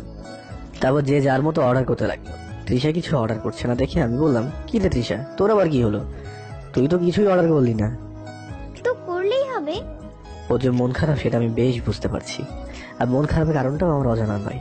কিন্তু আমি আপনাদেরও তো আগেই বলেছি যে আমি নিরুপায়, কিছু করার মতো উপায়ই আমার ছিল না। এবার আমরা কয়েকটা ক্লাস করে বাসায় চলে আসলাম। আসার সময় তুষি আমাকে পিছন থেকে শক্ত করে জড়িয়ে ধরেছে। তখন আমি ওকে বললাম, কি হলো, ভয় লাগছে? না, ভালো লাগছে তাই ধরেছি। এবার তুষি আমার কানের কাছে মুখ এনে বলল, I love you. I love you too আমার জান পাখি। তারপর তুষির সাথে কথা বলতে বলতে বাসায় চলে আসলাম। দুজনেই ঘরে চলে গেলাম। আমি ব্যাগটা রেখে ওয়াশরুমে গিয়ে শাওয়ারটা ছাড়তেই মনে পড়লো আমি তো কাপড় চোপড় কিছুই আনিনি। কোনো রকমে গোসলটা সারলাম। তারপর তুষিকে ডাকলাম, এই তুষি, শোনো না, আমাকে টাওয়ালটা দিয়ে যাও তো, আমি ভুলে কিছুই আনিনি। যাই। কথাটা বলে তুষি টাওয়ালটা এগিয়ে দিয়ে বললো, কই নাও। আমি ওয়াশরুমে দরজা খুলে টাওয়ালটা নিতেই যাব, তখনই আমার মাথায় একটা শয়তানি বুদ্ধি কাজ করলো। আমি তুষির হাত ধরে এক টান দিয়ে ওয়াশরুমের মধ্যে নিয়ে আসলাম। ঢাল সামলাতে না পেরে তুষি আমার বুকের উপরে এসে পড়লো। ঈশান, কি করছো? ছাড়ো না, দরজা খোলা আছে, কেউ এসে পড়বে তো। কথাটা বলেই তুষি চলে যেতে গেলে ঈশান পিছন থেকে ওকে আবার জড়িয়ে ধরলো। ওর পেটে হাত দিয়ে স্লাইড করতে ও যেন কেঁপে উঠলো। তুষি ঘাড়ে কয়টা কিস করতে ও কেঁপে কেঁপে উঠছিল। নিঃশ্বাসগুলো ভারী হয়ে আসছিল। ঈশানের প্রতিটা স্পর্শে ও যেন পাগল হয়ে যাচ্ছিল।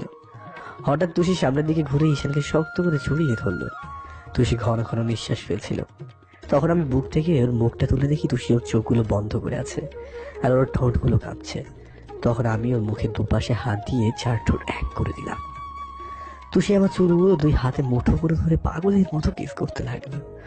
যখনই আমি ওর কোমরে এক হাত দিয়ে আমার সাথে ওকে বিছিয়ে নেবো, তখনই তুষি আমার ঠোঁটে কামড় দেয়। হঠাৎই আমার ঘোর কাটে। ঘোর কাটতেই মনে হলো, না না, এ আমি কি করছি। সাথে সাথে আমি ওকে এক ঝটকায় ছাড়িয়ে ওয়াশরুম থেকে বেরিয়ে পড়লাম। আর তুষি ঘটনার আকস্মিকতায় সেখানেই দাঁড়িয়ে রইল। তারপর আমি সেখান থেকে এসে ভেজা কাপড় পাল্টে বাইরে চলে আসি। রাস্তা দিয়ে হাঁটছি আর ভাবছি, একটু আগে আমি কি ভুলটাই না করতে যাচ্ছিলাম। আসলে আমি নিজের ওপরই কন্ট্রোল হারিয়ে ফেলেছিলাম। অন্যদিকে তৃষার বাসায় এসে ওর রুমের সব কিছু ভাঙচুর করে শুরু করে দেয়। ঈশানা যে বিয়ে হয়েছে সেটাও কিছুতেই মানতে পারছিল না। কিছু ভাঙার শব্দে তৃষার আম্মু আসে আর বলে, কি মা, কি হয়েছে তোর? এভাবে পাগলামি করছিস কেন? আর ঘরের এই অবস্থা করেছিস কেন? আম্মু, আমি ঈশানকে ভালোবাসি, ওকে ছাড়া বাঁচতে পারবো না। কথাটা বলে ওর আম্মুকে জড়িয়ে ধরে কান্না করে দেয়। তখন তৃষার আম্মু বলে, এসব কি বলিস তুই? এটা কি করে সম্ভব? ঈশানের তো বিয়ে হয়ে গেছে। আমি কিছু জানি না, আমি শুধু ওকে চাই। পাগলামি করিস না। তুই যদি ওর বিয়ের আগে আমাদের বলতি, তাহলে আমরা ওর আব্বু আম্মুর সাথে কথা বলতাম। কিন্তু এখন তুই যেটা চাইছিস সেটা অন্য কারো। তোর এই অন্যায় আবদার কি করে পূরণ করি? তাই ভালো এসব বাদ দে। আমি কিছু জানি না, আমি শুধু ঈশানকেই চাই। এসব পাগলামি করিস না। ভালোবাসা কখনো একতরফা হয় না। আর দরকার পড়লে আমি তোকে ওর চাইতে ভালো ছেলে এনে দিব।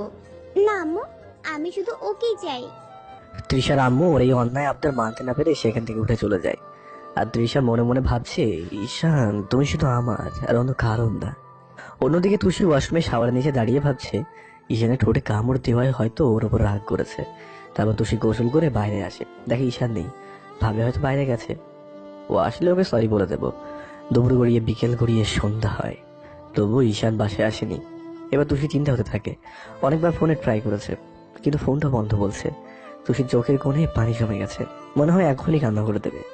আর ঠিক তখনই কলিং বেলটা বেজে ওঠে। সাথে সাথে গিয়ে তুষি দরজাটা খুলে দেয়। ঈশান কিছু না বলে রুমের দিকে পা বাড়ায়। তখন তুষি বলে, তুমি গিয়ে ফ্রেশ হও, আমি তোমার খাবার দিচ্ছি। তুষি খাবার নিয়ে রুমে যায়। গিয়ে দেখে ঈশান রুমে নেই। তখন খেয়াল করে ব্যালকনিতে কে যেন দাঁড়িয়ে আছে। তুষি খাবারগুলো রেখে সেখানে যায়। গিয়ে ঈশানকে পিছন থেকে জড়িয়ে ধরে কান্না করে দিয়ে বলে, আই এম সরি ঈশান, বিশ্বাস করো আমি তখন ইচ্ছে করে তোমার ঠোঁটে কামড় দেইনি, সরি। তুষির কান্না করা দেখে ঈশানের বুকের ভিতরটা কেঁপে ওঠে। ও কান্না করলে যে ঈশানের বড্ড কষ্ট হয়, কারণ ঈশান ওর পিচ্ছি বউটাকে যে ভালোবেসে ফেলেছে। এবারও পিছন থেকে সামনের দিকে ঘুরে তুষির দু গালে হাত দিয়ে বুড়ো আঙ্গুলগুলো দিয়ে ও চোখের পানিগুলো মুছে দেয় আর বলে, এই পাগলি, কাঁদছো কেন? আমি তখনকার জন্য একটু রাগ করিনি। আর সরি তো আমার তোমাকে বলা উচিত, কারণ আমি তোমাকে কথা দিয়েছিলাম আমাদের মাঝে এখন তেমন কোনো সম্পর্ক হবে না। আসলে আমি নিজেকে কন্ট্রোল করতে পারিনি। প্লিজ বউ আর কান্না করো না। ওর কপালে একটা চুমু দিয়ে তারপর ওকে বুকে জড়িয়ে নিলাম। না হলে যে ওর কান্না থামবেই না সেটা আমি খুব ভালোভাবে জানি। কিছুক্ষণ পর আমি ওকে বললাম, জাহান পাখি আমার, অনেক খিদে লেগেছে। তুষি আমাকে ছেড়ে দিয়ে বললো, খিদে তো পাবি, দুপুরে তো মনে হয় কিছুই খাওনি। তুমি মনে হয় খুব খেয়েছো। আমি জানি আমার বউটা আমাকে এত ভালোবাসে যে আমাকে রেখে কখনো খাবে না। আসো খেতে আসো। বলেই তুষি আমার হাত ধরে ভিতরে নিয়ে গেল। তারপর টেবিলের উপর থেকে খাবার এনে আমাকে আজকে আগেই খাইয়ে দিতে লাগলো। আমি ওকে খাইয়ে দিলাম। খাওয়া দাওয়া শেষ করে রাতে ঘুমানোর সময় তুষি আমার বুকে শুয়ে আছে। তখনও বললো, ঈশান, আই ঈশান, বলছি শোনো না। শুনছি তো। আমার একটা জিনিস চাই তোমার কাছে, বলো দেবে? কি জিনিস চাও বলো? আমার না খুব লজ্জা করছে। থাক, এত লজ্জা পেলে আর বলতে হবে না। কি হলো বলবা নাকি আমি ঘুমাবো? আমার অনেক ঘুম পাচ্ছে। আই না, দাঁড়াও বলছি। ঈশান, আমাদের লাগবে। কি লাগবে বলো তো? আচ্ছা, তখন থেকে এমন ঘুরাই পেঁচাই কথা বলছে কেন? তারপর তুষি লজ্জা মিশ্রিত কণ্ঠে বলল, আমার একটা বাবু লাগবে। বলেই আমার বুকে মুখ লুকোলো। আমি ওর কথা শুনে কি উত্তর দেবো ভেবে পাচ্ছি না, যে নিজেই একটা বাচ্চা, তার নাকি আবার বাচ্চা লাগবে। তারপর আমি ওকে বললাম, আমাদের বিয়েটা তো আম্মু আরো পরে দিতে চেয়েছিল তাই না? কিন্তু শুধু তোমার কথা ভেবে এত আগে বিয়েটা দিয়েছে। আর এখন তুমি মাত্র ফার্স্ট ইয়ারে পড়ো, সামনে তোমার পরীক্ষা। এখন যদি আমরা বাবু নিই তাহলে তো তোমার আমার বাবু সামলাতে হবে নাকি? পড়ালেখা করবা কখন? তাছাড়া বড় ভাইয়া এখনো বিয়েই করেনি। এখন যদি আমরা বাবু নিই তাহলে বিষয়টা কেমন দেখায় না বলো? তাই আমি বলি কি 2টা বছর পর নিলে হয় না? তার মানে তুমি আমার কথা রাখবে না? আরে শোনো বউ, রাগ করো কেন? একটু বোঝার চেষ্টা করো। 2টা বছর পর নিলে ততদিনে তোমার এইচএসসি পরীক্ষাটাও শেষ হয়ে যাবে, আর হয়তো ভাইয়ের বিয়েটাও হয়ে যাবে। তখন দরকার পড়লে আমার বউটাকে একটা ক্রিকেট টিমের ক্যাপ্টেন করে দেবো, কেমন? তাই আমি বলি কি এখন ভাবনা নিলেই ভালো হয়। আমাদের বিয়ে যখন হয়েছে আব্বু আম্মু তো আমরা হবই, তাই না? তুষি কোনো কথা বলছে না, তাই আমি ওকে বললাম, তুষি আমি তোমার সব কথা শুনি তাই না? তাহলে তুমি আমার এই একটা কথা রাখো প্লিজ লক্ষ্মীটি। বলে ওর কপালে একটা চুমু দিলাম। আচ্ছা ঠিক আছে। এই তো লক্ষ্মী বউ আমার। বলে ওকে আরো শক্ত করে জড়িয়ে দিলাম। আসলে এখন বাবু না নেওয়ার আরো একটা কারণ রয়েছে, সেটা হলো আমি ওকে এই কয়েকটা দিনে অনেক ভালোবেসে ফেলেছি। আর ওর বয়সটাও এখন কম, তাই আমি চাই না এখন বাবু নিতে গিয়ে ওর কিছু হয়ে যায়। সেটা কখনোই আমি সহ্য করতে পারবো না। এভাবে আমাদের ভালোবাসার খুনসুটির মধ্যে দিয়ে কেটে গেছে অনেকগুলো দিন। আর তুষির বাচ্চা মেয়েটা দিন দিন বেড়েই চলেছে। তুষির আর আমার ফার্স্ট ইয়ারের পরীক্ষাটাও শেষ হয়ে গেছে। আমি এমনিতেই তেমন ভালো স্টুডেন্ট না, কিন্তু তুষি স্কুলের টপার। আমার সাথে সাথে ওর রেজাল্টটাও খারাপ হয়েছে, তার জন্য ওর কোনো মাথা ব্যথা নেই। কিন্তু আমার আছে, ও বরাবর ভালো করুক সেটা চেয়েছিলাম। কিন্তু ওর এই পাগলামির কারণে আজকে রেজাল্ট খারাপ হলো ওর। তাই আমি সিদ্ধান্ত নিলাম যে করেই হোক ওকে বোঝাতে হবে। সেদিন রাতে খাবার খাওয়ার পর আমি রুমে শুয়ে আছি। একটু পর তুষিও আসলো। ও আসতেই আমি উঠে বসলাম। তারপর ওকে আমার সামনে বসতে বললাম। তুষি আমার সামনে বসলো। তখন আমি ওকে বললাম, তুষি আমি তোমাকে কিছু কথা বলবো, কথাগুলো মন দিয়ে শুনবে, কেমন? আচ্ছা বলো। আচ্ছা তুষি, তুমি কি দিন দিন বড় হচ্ছ না ছোট হচ্ছ বলো তো? কেন হঠাৎ এমন প্রশ্ন করছো কেন? আমি যা বলছি আগে সেটার উত্তর দাও। বড় হচ্ছি। কিন্তু তোমার এই বাচ্চামি স্বভাবের কারণে তো তা মনে হয় না। তুষি তুমি তো স্কুলের সবচেয়ে ভালো স্টুডেন্ট ছিলে, কিন্তু এখন তোমার রেজাল্ট দেখেছো? এমনটা কিন্তু আমি তোমার কাছ থেকে আশা করিনি। আমি চাই তুমি বরাবরের মতোই ভালো করো। আমি কি বলতে চাইছি তুমি নিশ্চয়ই বুঝতে পারছো? মানে? মানে তোমার এই পাগলামিটা কমিয়ে দিয়ে পড়ালেখায় মনোযোগ দিতে হবে। তার মানে আমার ভালোবাসাটা কি তোমার কাছে পাগলামি মনে হয়? তুষি আমি কিন্তু সেটা বলিনি। আমি বলছি আমি তোমারই থাকবো, তুমি শুধু তোমার পড়ালেখার উপর মনোযোগ দাও। এখন তো আর আমাকে ভালো লাগে না তাই না? সেজন্য আমার কাজগুলো তোমার কাছে পাগলামি মনে হয়। তুষি তুমি কিন্তু বিষয়টাকে অন্যদিকে নিয়ে যাচ্ছ।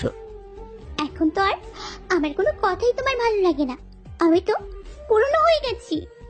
তুষি ওর গালে আমি ঠাস করে একটা চড় মেরে দিলাম। তুমি আমাকে মারলে? মারবাই তো, তুমি তো আর আমাকে ভালোবাসো না। কথাটা বলেই তুষি ফুপিয়ে ফুপিয়ে কান্না করতে লাগলো। এইটা আমি কি করলাম? যাকে আমি ভালোবাসি তাকে রাগের মাথায় তার গায়ে হাত তুললাম। আর কিচ্ছু ভাবতে পারছি না। বাইকের চাবিটা আর ফোনটা নিয়ে রুম থেকে বেরিয়ে আসলাম। তারপর মাসুমকে একটা ফোন করে আসতে বললাম। তুষির গায়ে হাত দিয়ে এখন নিজের কাছেই খারাপ লাগছে। ও না হয় একটা ভুল করেই ফেলেছে, কিন্তু ওর সাথে সাথে আমিও একই ভুল করলাম। অন্যদিকে তুষি বিছানায় শুয়ে শুয়ে শুধু কান্না করেই যাচ্ছে। কান্না করতে করতে বালিশ ভিজিয়ে ফেলেছে। কিছুক্ষণ পর ঈশান ওদের আড্ডার জায়গায় চলে আসে। আজকে কিছু ভালো লাগছে না ওর, তাই আসার সময় এক প্যাকেট সিগারেট নিয়ে এসেছিল। তার থেকে একটা নিয়ে ধরিয়ে খেতে লাগলো। আসলে ও এসব তেমন খায় না খুব একটা, যখন খুব ইচ্ছা হয় বা বেশি মন খারাপ থাকে তখনই খায়। এরই মাঝে মাসুমও চলে আসে। এসে ও সিগারেট খাওয়া দেখে প্রশ্ন করে, কি রে, তুই এমন সময় এখানে ডাকলি? আর কি এমন হয়েছে যার জন্য সিগারেট খাচ্ছিস? মাসুম খুব ভালোভাবে জানে যে ওর মন খারাপ থাকলে খায়, তাছাড়া সচরাচর ওকে সিগারেট খেতে দেখা যায় না। ঈশান কোনো কথা না বলে শুধু সিগারেটে একের পর এক টান দিয়েই যাচ্ছে। কি রে, কি হয়েছে বলবি তো নাকি? আচ্ছা বস, বলছি। তারপর আমি ওকে সব খুলে বললাম। সব কথা শোনার পর মাসুম বলল, তুষির গায়ে হাত দিয়ে কিন্তু তুই মোটেও ঠিক করিসনি। ও নয় ছোট, কিন্তু তুই তো আর ছোট না। তার রাগের মাথায় ভুল একটা কথা বলেই ফেলেছে, তাই বলে তুই ওর গায়ে হাত দিবি? কি করবো বল, দিন দিন ওর পাগলামিটা বেড়েই চলেছে। আমি ওকে একটা কথা বলেছি আর ও সেটাকে ঘুরিয়ে অন্য মানে বের করলো, তাই রাগের মাথায় হাত তুলে ফেলেছি। মাসুমের সাথে কথা বলতে বলতে প্রায় রাত 3টা বেজে গেছে, সেটা ঈশান খেয়ালই করেনি। তারপর মাসুম বলল, শোন, এখন বাসায় যা, আর বাসায় গিয়ে তুষিকে সরে বলে দিস স্বামী স্ত্রীর মধ্যে একটু একটু কথা কাটাকাটি হতেই পারে, তাই বলে দুজনে আমার রাগ করে থাকলে হবে না। যা, গিয়েও রাগ ভাঙা। আচ্ছা ঠিক আছে। মাসুমের কাছ থেকে বিদায় নিয়ে বাসার উদ্দেশ্যে রওনা দিলাম। বাসায় এসে বাসার যে দ্বিতীয় চাবিটা আছে সেটা দিয়ে দরজা খুললাম। তারপর ভিতরে গিয়ে আমার রুমের দিকে পা বাড়ালাম। গিয়ে দেখি তুষি কান্না করতে করতে ঘুমিয়ে গেছে। তাই আর ওকে না রেখে আমি ওর পাশে শুয়ে পড়লাম। সকালে না হয় সরি বলে দেবো, কিন্তু কিছুতেই ঘুম আসছে না। কারণ তুষিকে বুকের মাঝে নিয়ে ঘুমানোটা আমার একটা অভ্যেসে পরিণত হয়েছে। তাই আমি ওর দিকে চেপে ওকে আমার বুকে এনে জড়িয়ে ধরে মাথায় হাত বোলাতে বোলাতে ঘুমিয়ে গেলাম। পরদিন সকালে ঘুম থেকে উঠে খেয়াল করলাম তুষি আমার কাছে নেই। ঘড়ির দিকে তাকিয়ে দেখি কলেজের সময় হয়ে গিয়েছে। প্রতিদিন তুষি আমাকে ঘুম থেকে ডেকে তোলে, কিন্তু আজ একবারও ডাকলো না। সামান্য একটা চর মারাতে এত রেগে যাবে ভাবতেও পারিনি। কথাগুলো ভাবতে ভাবতে ওয়াশরুমে গিয়ে ফ্রেশ হয়ে নিলাম। তারপর নিচে গেলাম, গিয়ে সেখানেও তুষিকে পেলাম না। তাই আম্মুকে জিজ্ঞাসা করলাম, আম্মু তুষি কোথায়? কেন, ও তোকে বলেনি ওর আজ ইম্পর্টেন্ট ক্লাস আছে, তাই একটু আগেই চলে গেছে। এখন যদি আম্মুকে বলি যে ও আমাকে কিছুই বলেনি, তাহলে আম্মু হয়তো বুঝতে পেরে যাবে আমাদের মাঝে কিছু একটা হয়েছে। তাই আমি বললাম, ও হ্যাঁ বলেছে। তুই বস, আমি তোকে খাবার দিচ্ছি। আচ্ছা দাও। খাবার টেবিলে বসতেই আম্মু খাবার বেড়ে দিল। আমি খাচ্ছি আর ভাবছি মেয়েটা হয়তো বা আমার উপর এখনো রেগে আছে, তাই হয়তো না খেয়েই কলেজে চলে গেছে। আম্মু তুষি খেয়ে গেছে নাকি না খেয়ে গেছে? খেয়ে গেছে। কথাটা শুনে আমার একটু খারাপই লাগলো। যে মেয়ে আমি খাইয়ে না দিলে খাই না, সামান্য একটা চড় মারার কারণে সে আমার উপরে এত রেগে আছে। খেতে ইচ্ছে করছে না, তবুও কোনো রকমে খেয়ে রুমে চলে আসলাম। তখনই দেখি তবু ফোন করেছে। আমি রিসিভ করলাম। হ্যাঁ তবু বল। কি রে, কলেজে আসবি না? তোর জন্য আমরা ক্লাস না করে বসে আছি, আর তোরই দেখা নেই। ভালো লাগছে না, তাই যেতে ইচ্ছে করছে না। তখনই মাসুম তবুর হাত থেকে ফোনটা নিয়ে বলল, তুই এক্ষুনি কলেজ যাই, তোর সাথে কথা আছে। আচ্ছা আচ্ছা আসছি। কি আর করার, ভাবলাম ওদের সাথে একটু দিয়ে আড্ডা দিয়ে আসি, তাহলে হয়তো মনটা ভালো হয়ে যাবে। তাই কলেজের উদ্দেশ্যে রওনা দিলাম। গিয়ে দেখি সবাই মিলে ক্যান্টিনে বসে আছে। তারপর আমি গিয়ে ওদের সাথে বসলাম। আবার মন খারাপ দেখে সিএম জিজ্ঞাসা করলো, কি রে, কি হয়েছে তোর? কই না তো, কিছু না। ঈশান, তোদের মাঝে সমস্যাটা কি ঠিক হয়নি? আজকে দেখলাম তুই সে একাই কলেজে আসলো। তেমন কিছু না। তাহলে কেমন কি সেটা তো বল। মাসুমকে বলেছিস আর আমাদের কাছে বলতে চাচ্ছিস না। আমাদেরকে কি তুই বন্ধু মনে করিস না? এটা কোনো কথা বললি? আচ্ছা শোন তাহলে। তারপর ওদের জোড়াজুড়িতে সব ঘটনা খুলে বললাম। ঈশানে কথা বলার সময় তৃষা শুধু মনে মনে বলছিল, তুষি এবার একবারের জন্য ঈশানকে তোমার কাছ থেকে আলাদা করে ফেলবো। ঈশান শুধুই আমার, অন্য কারো নয়। মাঝখান থেকে তুমি এসে আমাদের মাঝে পথের কাঁটা হয়ে দাঁড়িয়েছ। তৃষা ঈশানকে ভালোবাসে, সেটা ওরা কাজিনকে বলে, আর তখনই ওর কাজিন ওকে বলে তুই কোনো চিন্তা করিস না, ওদের সম্পর্কে ফাটল ধরানোর জন্য আমার কাছে একটা বেস্ট প্ল্যান আছে। তারপর ও তৃষাকে প্ল্যানটা বলে। শুনে তৃষা বলে, এতে কাজ হবে তো? ওর কাজিন বলে, কাজ হবে মানে? 100% কাজ হবে। এখন শুধু সময়ের অপেক্ষা। তৃষা মনে মনে একটা শয়তানি হাসি হাসে আর বলে, এতদিন পর সেই সময়টা হয়েছে, এই সুযোগটা নষ্ট হতে দিই কি করে। তাই তৃষা সবার আড়ালে ওর কাজিনকে মেসেজ করে ওদের কলেজের সামনে আসতে বলে আর বলে, আমরা এতদিন যে সময়টার অপেক্ষায় ছিলাম এখন সেই সময়টা এসেছে, তাই তুই তোর কাজে লেগে পড়। তৃষা আগে থেকে ওর কাজিনকে তুষির ছবি দেখিয়েছে, তাই ও তাড়াতাড়ি কলেজের সামনে এসে অপেক্ষা করতে থাকে কখন তুষি বের হবে। এতদিন ফলো করেছে কিন্তু সুযোগ পায়নি, কারণ ঈশান ওকে কখনো একা ছাড়েনি। এদিকে তুষিরও ক্লাস করতে ভালো লাগছিল না, তাইও 3টে ক্লাস করে ফ্রেন্ডের কাছ থেকে বিদায় নিয়ে বাসায় যাওয়ার জন্য বের হয়। কলেজ গেটের বাইরে আসতেই তৃষার কাজিন তুষির পিছন পিছন যেতে থাকে আর বাজে বাজে কথা বলতে থাকে। তুষি খুবই খারাপ লাগছিল। এই বিষয়টা দূর থেকে লক্ষ্য করে তুষির ক্লাসমেট, সেই ছেলেটা যাকে ঈশান ওর খেয়াল রাখতে বলেছিল, ও দেরি না করে তখন ঈশানকে ফোন করে সব বলে। এমনিতে ঈশানের মন খারাপ ছিল, আর এমন কিছু শুনে ওর মাথাটা গরম হয়ে যায়। ছেলেটা ঈশানকে তাড়াতাড়ি আসতে বলে। তখন ঈশান আসছি বলে উঠেই ওরা যেখানে যেখানে যাওয়ার জন্য পা বাড়ায়, আর তবু জিজ্ঞাসা করে, কি রে, কোথায় যাচ্ছিস? একটা ছেলে তুষিকে ডিস্টার্ব করছে। কথাটা বলে ঈশান দৌড়ে যেতে থাকে, পিছনে পিছনে সবাই আসতে থাকে। তৃষা সেখানেই বসে ভাবতে থাকে এখন কাজটা ঠিক মতো হলে হয়। তারপর ঈশান কলেজের বাইরে আসতে দেখে একটা ছেলে তুষির ওড়না ধরে টানছে। এটা দেখে ঈশানের মাথায় রাগ উঠে যায়। এবার যখনই ছেলেটা তুষির হাত ধরতে যাবে তখন ঈশান ওর পাশে গিয়ে দাঁড়ায় আর বলে, এই যে ভাই, আপনাকে ডিস্টার্ব করছেন কেন? ভদ্রভাবে কথাটা বলে। ঈশানের কণ্ঠ শুনে তুষি যেন প্রাণ ফিরে পায়। ও দৌড়ে গিয়ে ঈশানের পিছনে দাঁড়ায়। তুষির চোখ দুটো ছল ছল করছে, আরেকটু হলে কান্না করে দিত। তখন ছেলেটা বলে, কথাটা শেষ হতে না হতে ঈশান ছেলেটা শার্টের কলার ধরে বলে, এই কুত্তার বাচ্চা, তোর কত বড় সাহস, তুই ওর গায়ে হাত দিস? ওকে জানিস? ও আমার বউ। ছেলেটা ঈশানকে কিছু বলবে তার আগে সিয়াম, তপু, ইমন আর মাসুম এসে ওর পাশে দাঁড়ায়। তপু আর মাসুম গিয়ে ঈশানের হাত থেকে ছেলেটাকে ছাড়ানোর চেষ্টা করে, কিন্তু ঈশান ছাড়ছিল না। ঈশান, ছাড় বলছি। তবু ঈশান ছাড়ছে না। তখন সিয়াম আর ইমন জোর করে ছাড়ায়। মাসুম তখন বলে, এই শিওর, তোর সাহস কত বড়, তুই আমাদের ভাবির গায়ে হাত দিস? এখন যদি আমরা তোকে 5 জন মিলে মারি তাহলে শুধু তোর হাড়গুলো পাওয়া যাবে। উপায় না পেয়ে ছেলেটা বলে, সরি ভাই, আমার ভুল হয়ে গেছে, আর কখনো এমন হবে না। যা, এবারের মতো তোকে ছেড়ে দিলাম। এই শোন, তোকে তুষির আশেপাশে তো দূরের কথা, আর একবার যদি এই এলাকায় তোকে দেখি তাহলে এমন মরবো যে 6 মাস নার্স ছাড়া অন্য কোনো মেয়ের মুখ দেখতে পারবি না। কথাগুলো শুনেই ছেলেটা সেখান থেকে চলে যায়। তখন ঈশান তুষির দিকে তাকায়। তুষি ভয়ার তো চোখে ঈশানের দিকে তাকায়, কারণ তুষি ঈশানের এমন রূপ আগে কখনোই দেখেনি। তখন ঈশান বলে, তোমাকে বলেছিলাম না কখন আমাকে না বলে কলেজের থেকে বের হবে না? বলেছিলাম কিনা? আজ যদি না আসতাম তাহলে কি হতো বলো? ও সরি, তুমি তো এখন অনেক বড় হয়ে গিয়েছো, যার জন্য আমার সঙ্গটা তোমার আর প্রয়োজন নেই। কোনো জোর খাটানোর অধিকার তো নেই আমার। কথাটা বলে ঈশান সেখান থেকে চলে যায়। আর তুষি অসহায় দৃষ্টিতে ঈশানে যাওয়ার দিকে তাকিয়ে থাকে। সবাই কয়েকবার ওকে পিছন থেকে ডাকে, কিন্তু ঈশান কারো কথায় কর্ণপাত না করে বাইকটা নিয়ে বেরিয়ে যায়।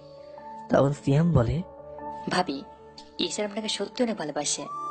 আপনি অনেক কষ্ট দিয়ে ফেললেন। আপনি কি জানেন, কাল রাতে আপনাকে চড় দেওয়ার পর থেকে কাল সারাটা তো 2 চোখের পাতা এক করেনি। জানি আমাদের এসব কথা বলার অধিকার নেই, তারপরে বললাম। তুষি আর কোনো কথা না বলে ওদের সাথে বাসার দিকে যেতে থাকে। সবাই তুষিকে বাসার সামনে দিয়ে চলে আসতে গেলে তুষিদের ভেতরে যেতে বলে, কিন্তু ওরা বলে, না আজকে না, অন্য একদিন। আর আগে আপনি ঈশানের রাগ ভাঙান বলে ওরা চলে যায়। অন্যদিকে ঈশান বাইক চালিয়ে অনেক দূরে চলে আসে। তারপর একটা দোকানের সামনে গিয়ে দাঁড়ায়, একটা সিগারেট নিয়ে ধরিয়ে খেতে থাকে আর ভাবতে থাকে, আসলে বেশি ভালোবাসলে হয়তো প্রতিদান হিসেবে শুধু কষ্টই পেতে হয়। ঈশান তুষিকে এতটাই ভালোবেসে ফেলেছে যে আজকে ওর কাজে অনেকটাই কষ্ট পেয়েছে। অন্যদিকে তৃষার কাজিন ওকে ফোন করে বলে,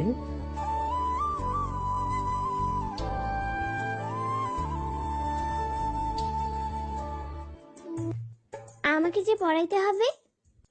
বেশ কিছুক্ষণ বসে থাকার পর ঈশানের রাগটা একটু কমলেও বাসার দিকে যেতে থাকে। তখন ঈশানের ফোনটা বেজে ওঠে, তাই বাইকটা রাস্তার এক পাশে দাঁড় করিয়ে পকেট থেকে ফোনটা বের করে দেখে তৃষা কল করেছে। ঈশান ফোনটা রিসিভ করে। হ্যাঁ তৃষা, বল। ঈশান, তুই এখন কোথায়? কেন বলতো? তোর সাথে আমার কিছু কথা আছে, এখনই তুই আমার সাথে। কেন, কোনো সমস্যা? আচ্ছা ঠিক আছে, কোথায় আসতে হবে? আমাদের কলেজের পিছনে যে পুকুর পাড়টা আছে সেখানে। তৃষা কথাটা বলেই ফোনটা কেটে দেয়। ঈশান ফোনটা পকেটে ঢুকিয়ে বাইক স্টার্ট করে কলেজের দিকে যেতে থাকে। আর ভাবে কি এমন কথা যে এত জরুরি ভাবে ডাকলো। যাই হোক, আগে তো দেখা করি, তাহলে তো জানতে পারবো। কথাগুলো ভাবতে ভাবতে চলে আসলাম পুকুর পাড়ে। এসে দেখি তৃষা এখনো আসেনি, তাই আমি বাইকটা থামিয়ে বাইকের ওপরই বসে রইলাম। কিছুক্ষণ পর তৃষা আসলো। ও আসতেই আমি বসা থেকে উঠে দাঁড়ালাম। ও আমার সামনে এসে দাঁড়াতেই আমি ওকে জিজ্ঞাসা করলাম, কিরে এত জরুরি ভাবে ডাকলি যে? ঈশান, আমি তোকে কিছু বলতে চাই। হ্যাঁ বল। ঈশান, আমি আমি তোকে ভালোবাসি। কথাটা বলেই তৃষা ঈশানকে জড়িয়ে ধরে। তৃষা যে এমন কিছু একটা করবে ঈশান কখনো স্বপ্নেও কল্পনা করেনি। হ্যাঁ, ও আগে জানতো যে তৃষা ওকে ভালোবাসে, আর এটাও ভেবেছিল যে ঈশানের বিয়েটাকেও খুব সহজভাবেই মেনে নিয়েছে। ঘটনার আকস্মিক কথা ঈশান হকচকিয়ে যায়। তারপর ওকে জোর করে ছাড়িয়ে বলে, তৃষা তুই খুব ভালোভাবে জানিস যে আজকে আমার মনটা ভালো না, তাই আমি কোনো মজা করার মুডে নেই। ঈশান, আমি কোনো মজা করছি না, সত্যি আমি তোকে অনেক ভালোবাসি। এটা তুই আগে থেকেই খুব ভালোভাবেই জানতি। তো আমি আগে থেকেই জানতাম, তাহলে এতদিন পর এই কথা আসছে কেন? আর আমি যদি জানতাম যে তুই আমাকে এই কথা বলার জন্য ডেকেছিস, তাহলে আমি কখনোই আসতাম না।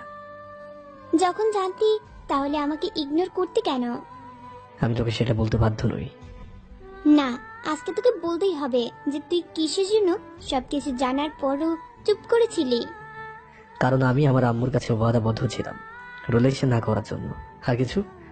কথাটা বলে ঈশান চলে আসতে যায়, তখন তৃষা ওর হাত টেনে ধরে। তৃষা, আমার হাতটা ছাড়। না, ছাড়বো না। আমি হাত ছাড়তে বলেছি তৃষা। ও তাও ছাড়ছিল না, তাই আমি এক ঝটকায় ওর কাছ থেকে আমার হাতটা ছাড়িয়ে নিলাম। তুই জানিস আমার বিয়ে হয়ে গেছে, আর এটাও খুব ভালোভাবে জানিস যে আমি তুষিকে অনেক ভালোবাসি। তারপরে এমন পাগলামির মানেটা কি তৃষা? আজকে শুধু তুই আমার ফ্রেন্ড বলে তোকে কিছু বললাম না, নাহলে এমন একটা কাজের জন্য আমি তোর সাথে কোনোদিনও আর কথা বলতাম না। বলে আমি বাইকে উঠে স্টার্ট করলাম।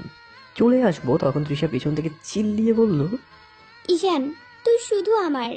তুই যদি আমার না হোস তাহলে আমি তোকে অন্য কারো হতে দেব না। আমি ওর কথায় কান্না দিয়ে বাসার দিকে যেতে লাগতাম।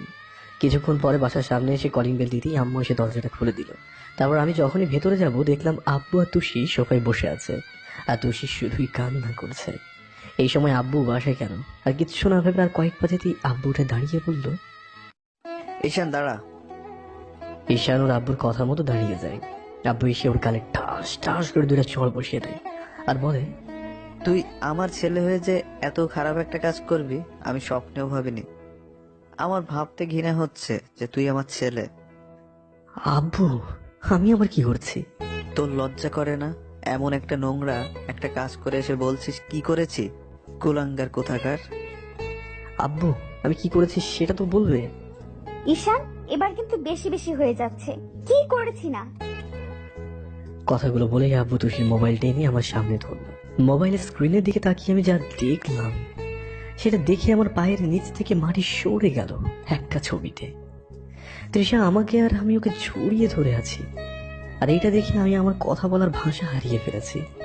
এরপরও বলবি তুই কিছুই জানিস না? তুই এসব কিছু করিসনি? আম্মু বিশ্বাস করো, সত্যি আমি এসব কিছুই করিনি। আমি ভাবতেই পারছি না আমি তোর মতো কুলাঙ্গারের জন্ম দিয়েছি। আব্বু আমি সত্যি বলছি আব্বু, বিশ্বাস করো। নিজের চোখে দেখার পরও তোকে বিশ্বাস করব? এমন একটা কাজ করার আগে তুই একবারও তুষির কথা ভাবলি না? মেয়েটা তোকে এতটা ভালোবাসে আর তুই ওর সাথে এমনটা করতে পারলি? আমি তুষির কাছে এগিয়ে গিয়ে বললাম, তুষি বিশ্বাস করো আমি এমন কাজটা করিনি, আমি তো শুধু তোমাকেই ভালোবাসি। বিশ্বাস? কিসের বিশ্বাস? তোমাকে বিশ্বাস করেই তো ভালোবেসেছিলাম। আজকে তুমি আমার বিশ্বাসটা ভেঙে দিয়েছো। এই জন্যই বুঝি তুমি আমাকে এত ইগনোর করেছিলে। আসলে আমিই একটা বোকা, জানো তো। ভালোবাসলে যে এমন ভাবে ঠকতে হয় সেটা জানতাম না। তুষি কথাটা বলেই কান্না করতে করতে দৌড়ে রুমে চলে গেল। তুষি তুষি দাঁড়াও, আমার কথাটা শোনো তুষি প্লিজ। তোর আর কি বলার থাকতে পারে? হ্যাঁ, যে ছেলে ঘরে বউ থাকতে অন্য একটা মেয়ের সাথে অবৈধ মেলামেশা করতে পারে তার মতো ছেলে আমার দরকার নেই। তুই আমার চোখের সামনে থেকে যা। আজ থেকে এবারের দরজা তোর জন্য বন্ধ। কথাটা বলেই আম্মু চলে যায়। ঈশানের মুখ দিয়ে আর কোনো কথা বের হচ্ছে না। শেষ পর্যন্ত তুষিও ওকে ভুল বুঝলো। আসলে আসলে কপালটাই খারাপ, বারবার ওর সাথে এমনটাই হচ্ছে। কি করবে ঈশান, কিভাবে বোঝাবে ওদের যে ওই কাজটা করেনি? শুনতে পাসনি? তোর আম্মু কি বললো না আমাকে আবার বলতে হবে? বেরিয়ে যা আমার বাড়ি থেকে। কথাটা বলেই আব্বু ঈশানের ঘাড় ধাক্কা দিয়ে বাসা থেকে বের করে দিয়ে দরজাটা বন্ধ করে দেয়। ঈশানকে কিচ্ছু বলার সুযোগও দেয় না। আরে কি বা বলবে? আপন মানুষগুলো যখন ভুল বুঝে মুখ ফিরিয়ে নেয় তখন আর বলার মতো কিছু থাকে না। ঈশানের চোখ দিয়ে এখনো বড় তো পানি ঝরছে। কি করবে ও? এখনো কোথায় যাবে? যে আব্বু কখনো আমার গায়ে হাত পর্যন্ত দেয়নি, সে আজ ঘাড় ধাক্কা দিয়ে বাসা থেকে বের করে দিল। সত্যি ভাগ্যের কি নির্মম পরিহাস। এটাই বোধ হয় বাকি ছিল দেখার। কথাগুলো ভাবছে আর চোখের পানি ফেলছে ঈশান। কিছুক্ষণ দাঁড়িয়ে থাকার পর বাইকটা স্টার্ট দিয়ে বেরিয়ে পড়ে অজানা গন্তব্যে। আজ গন্তব্যহীন যাত্রা ঘন্টাখানেক ড্রাইভ করার পর অনেকটা ক্লান্ত হয়ে যায়। ঈশানের চোখগুলো তবুও আজ কেন জানি ক্লান্ত হচ্ছে না। তারপর একটা দোকানের সামনে এসে বাইকটা রেখে চোখে মুখে পানি দিয়ে দোকান থেকে কয়েক প্যাকেট সিগারেট নেয়। একটা নির্জন জায়গায় এসে বসে একটার পর একটা সিগারেট ধরিয়ে খেতে থাকে আর ভাবে, পৃথিবী কি অদ্ভুত।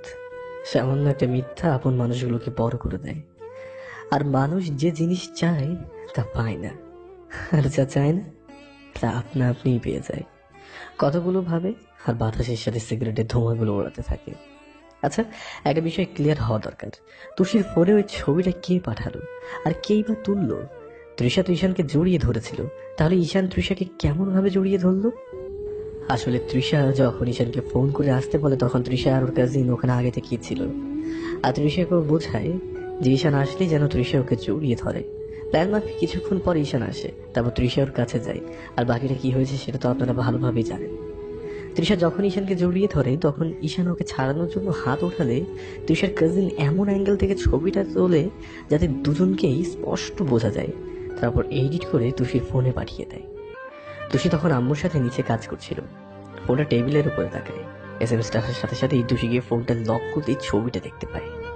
ছবিটা দেখার পর তুষির মাথায় যেন আকাশ ভেঙে পড়ে। তৎক্ষণাৎ ওর হাত থেকে ফোনটা পড়ে যায়। আম্মু কিছু পড়ার শব্দে তুষির কাছে এসে দেখে ফোনটা নিচে পড়ে আছে আর তুষির চোখ দিয়ে টপ টপ করে পানি পড়ছে। তুষি, কি হয়েছে তো? আর ফোন এভাবে নিচে পড়ে আছে কেন? তুষির মুখ দিয়ে কোনো কথা বের হচ্ছে না। দেখি আম্মু ফোনটা উঠিয়ে ছবিটা দেখেন। দেখে উনি নিজেই কিছু বলার ভাষা হারিয়ে ফেলে। ওনার ছেলে এমন একটা কাজ করবে সেটা তার ধারণারও বাইরে ছিল। তখন আম্মু ঈশানের আব্বুকে ফোন দিয়ে বাসায় আসতে বলে। কিছুক্ষণ পর আব্বু বাসায় আসেন। তারপর ঈশানের আম্মু এই বিষয়ে সব বলে আর ছবিটাও দেখায়। আব্বু হতভম্ব হয়ে যায় ছবিটা দেখে। তো এই ছিল সামান্য একটা মিথ্যার পিছনকার সত্যিটুকু। অন্যদিকে ঈশান এখনো সেখানেই বসে আছে আর একটার পর একটা সিগারেট ধরিয়েই যাচ্ছে। এখন প্রচন্ড মাথা ব্যথা শুরু হয়েছে একটা সিগারেট খাওয়ার ফলে। বিকেলও হয়ে গিয়েছে অনেকক্ষণ আগে। কিছুক্ষণের মধ্যে হয়তো সন্ধ্যাও হয়ে যাবে। হলেও আর কি করার, কারণ আজকে যদি জায়গায় যাওয়ার মতো কোনো জায়গায় নেই। এরই মাঝে ঈশানের বড় ভাই বাসায় আসে। তারপর সেও সব জানতে পারে আর এও জানতে পারে যে ঈশানকে আব্বু বাসা থেকে তাড়িয়ে দিয়েছে। তারপর ভাইয়া রুমে গিয়ে ঈশানকে ফোন করে।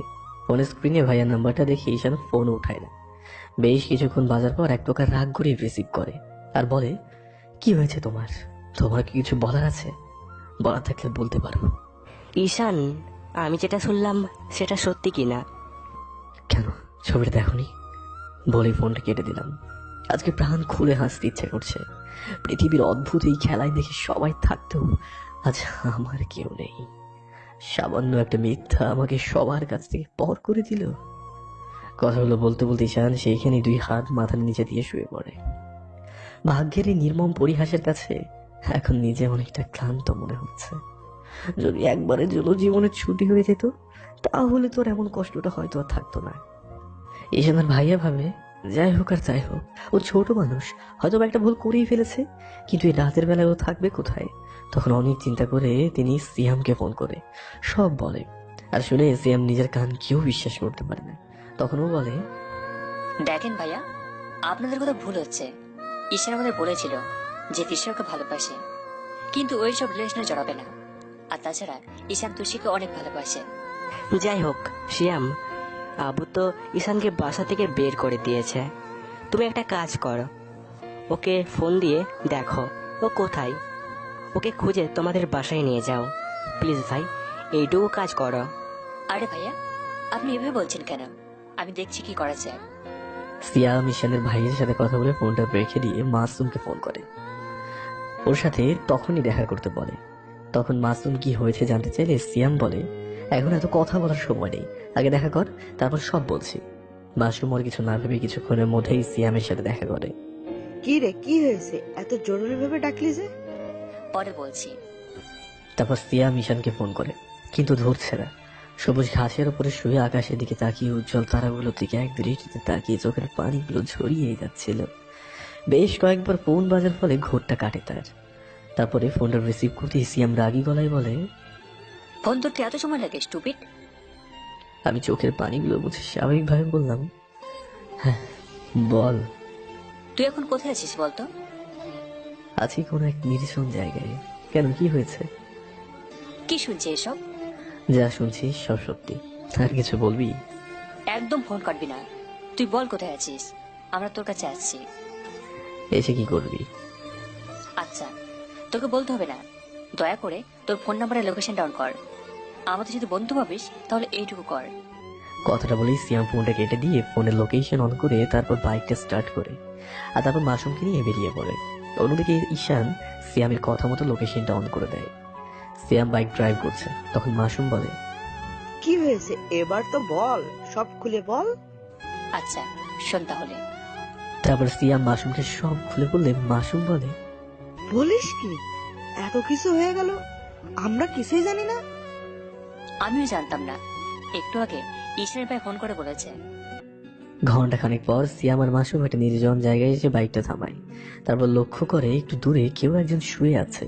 তারপর ওরা কাছে যায়, কারো পায়ের শব্দ পেয়ে ঈশান উঠে বসে। মাসুম আর সিয়াম গিয়ে ওর পাশে বসে। তোর দুর্দিনে আমরা চুপ করে বসে থাকি কি করে বলতো? আর কেউ বিশ্বাস করুক বা না করুক, আমরা জানি তুই কখনো এমন কাজ করতে পারিস না। ঈশান ওদের দিকে ঘিরে জড়িয়ে ধরে হাউ মাউ করে কান্না করে দেয়। ঈশান, মেয়েদের মতো কাঁদিস না তো, কি করে এমন হয়েছে বলতো? তারপর ঈশান কলেজে থেকে যাওয়ার পর তৃষার সাথে দেখা করা, ওর জড়িয়ে ধরা, তারপর তৃষার সাথে শেষ কথা বলা, সবগুলো ওদের বললো। দাঁড়া দাঁড়া, তার মানে এইসব কাজ তৃষার? আমার কাছে সব পরিষ্কার, এই কাজ একমাত্র ওর। যা হওয়ার হয়ে গেছে, এখন চল আমাদের সাথে।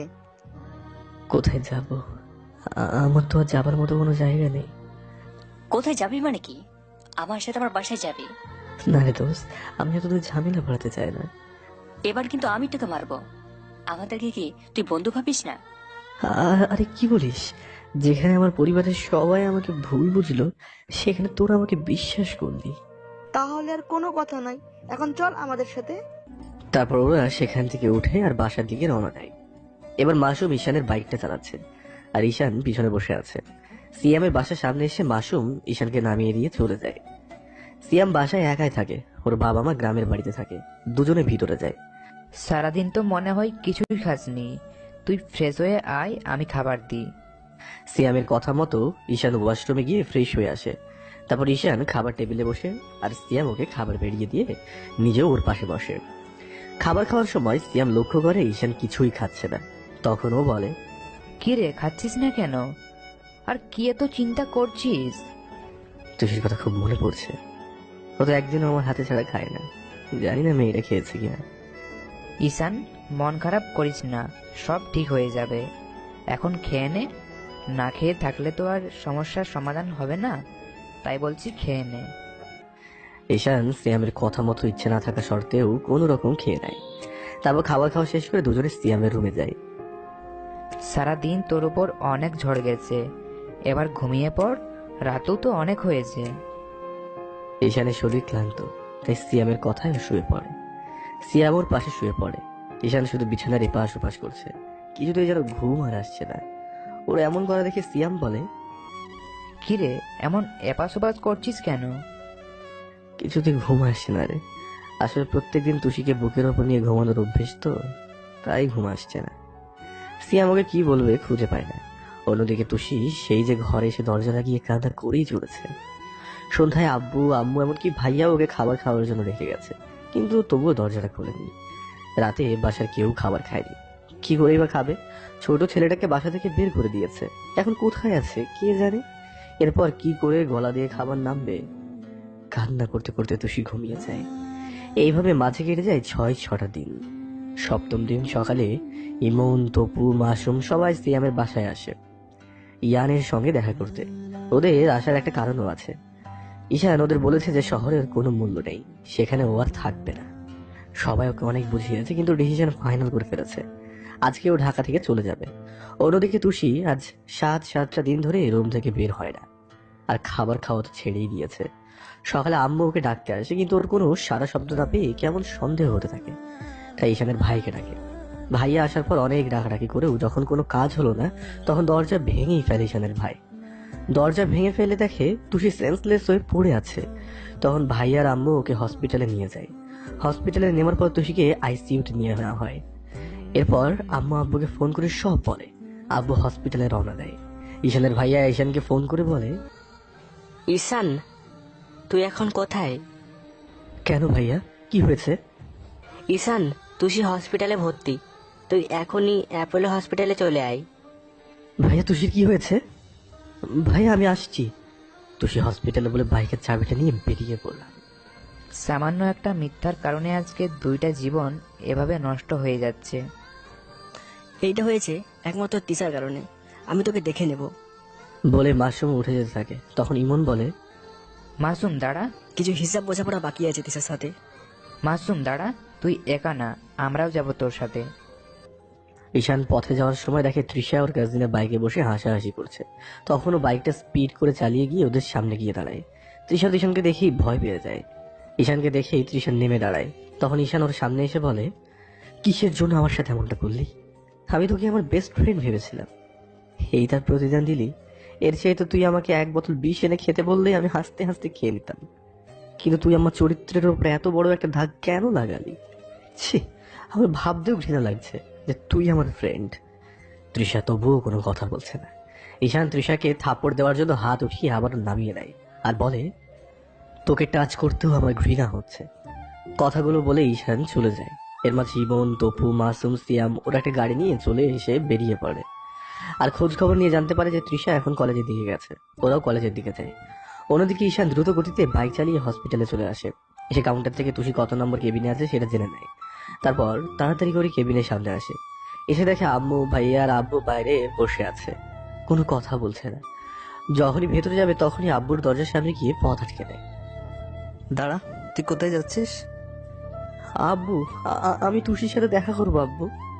না, তার কোনো প্রয়োজন নেই। আজকে মেয়েটার এই অবস্থা একমাত্র তোর জন্য। আমি আগে যদি জানতাম তুই এমন বাজে স্বভাবের, তাহলে কখনোই তুষির বিয়েটা তোর সাথে দিতাম না। আব্বু, তুমি আমাকে যা বলার বলো, তা প্লিজ আমাকে একবার যেতে দাও ওর কাছে। না, আমি তোকে ওর সাথে দেখা করতে দিব না। আমি আব্বুর পা জড়িয়ে ধরে বললাম, প্লিজ আব্বু, আমি তোমার পায়ে পড়ি, তুষিকে শুধু একবার আমাকে ওর সাথে দেখা করতে দাও, আমি ওকে একবার দেখেই চলে যাব। খবরদার, তুই আমাকে আব্বু বলবি না। ঈশান নামে আমার কোনো ছেলে নেই, আজ থেকে জানবো আমার একটা মাত্র ছেলে।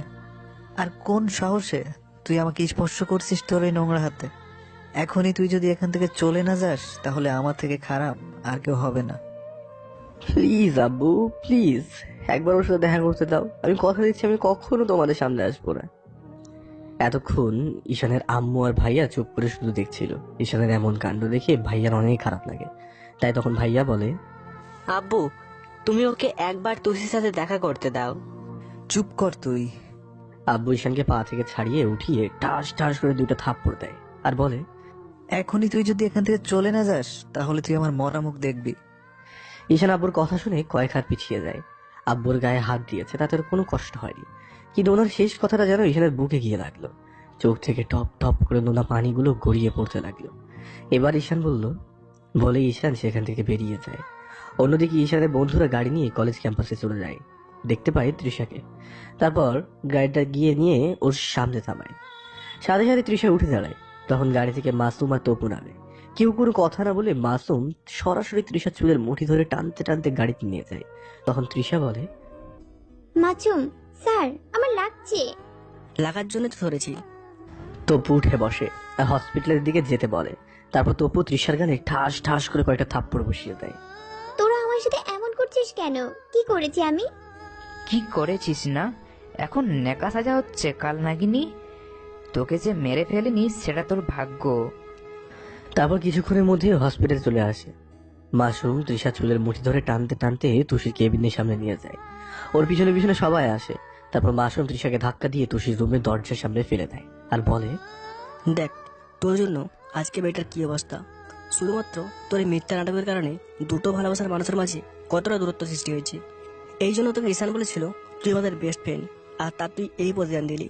আজকে শুধু তুই ঈশানের বন্ধুত্বটা হারাইলি না, আমাদের সাথেও আর কোনো সম্পর্ক থাকবে না। তৃষা তুষির মুখের দিকে তাকিয়ে দেখলো চোখের নিচে কালো দাগ পড়ে গেছে। চুলগুলো কেমন এলোমেলো, কদিনেই কেমন শুকিয়ে গেছে। হাতে স্যালাইন চলছে, নিথর দেহটা বেডের ওপর পড়ে আছে। এতক্ষণ ধরে ঈশানের আম্মু আর ভাইয়া শুধু দাঁড়িয়ে দেখছিল। এবার আম্মু এগিয়ে এসে বলল, মাসুম, কি হয়েছে তোমার? ওর সাথে এমন ভাবে কথা বলছো কেন? আন্টি, আপনি হয়তো জানেন না ও কি করেছে, তাহলে আপনিও হয়তো ওর সাথে এর থেকে বাজে ব্যবহার করতেন।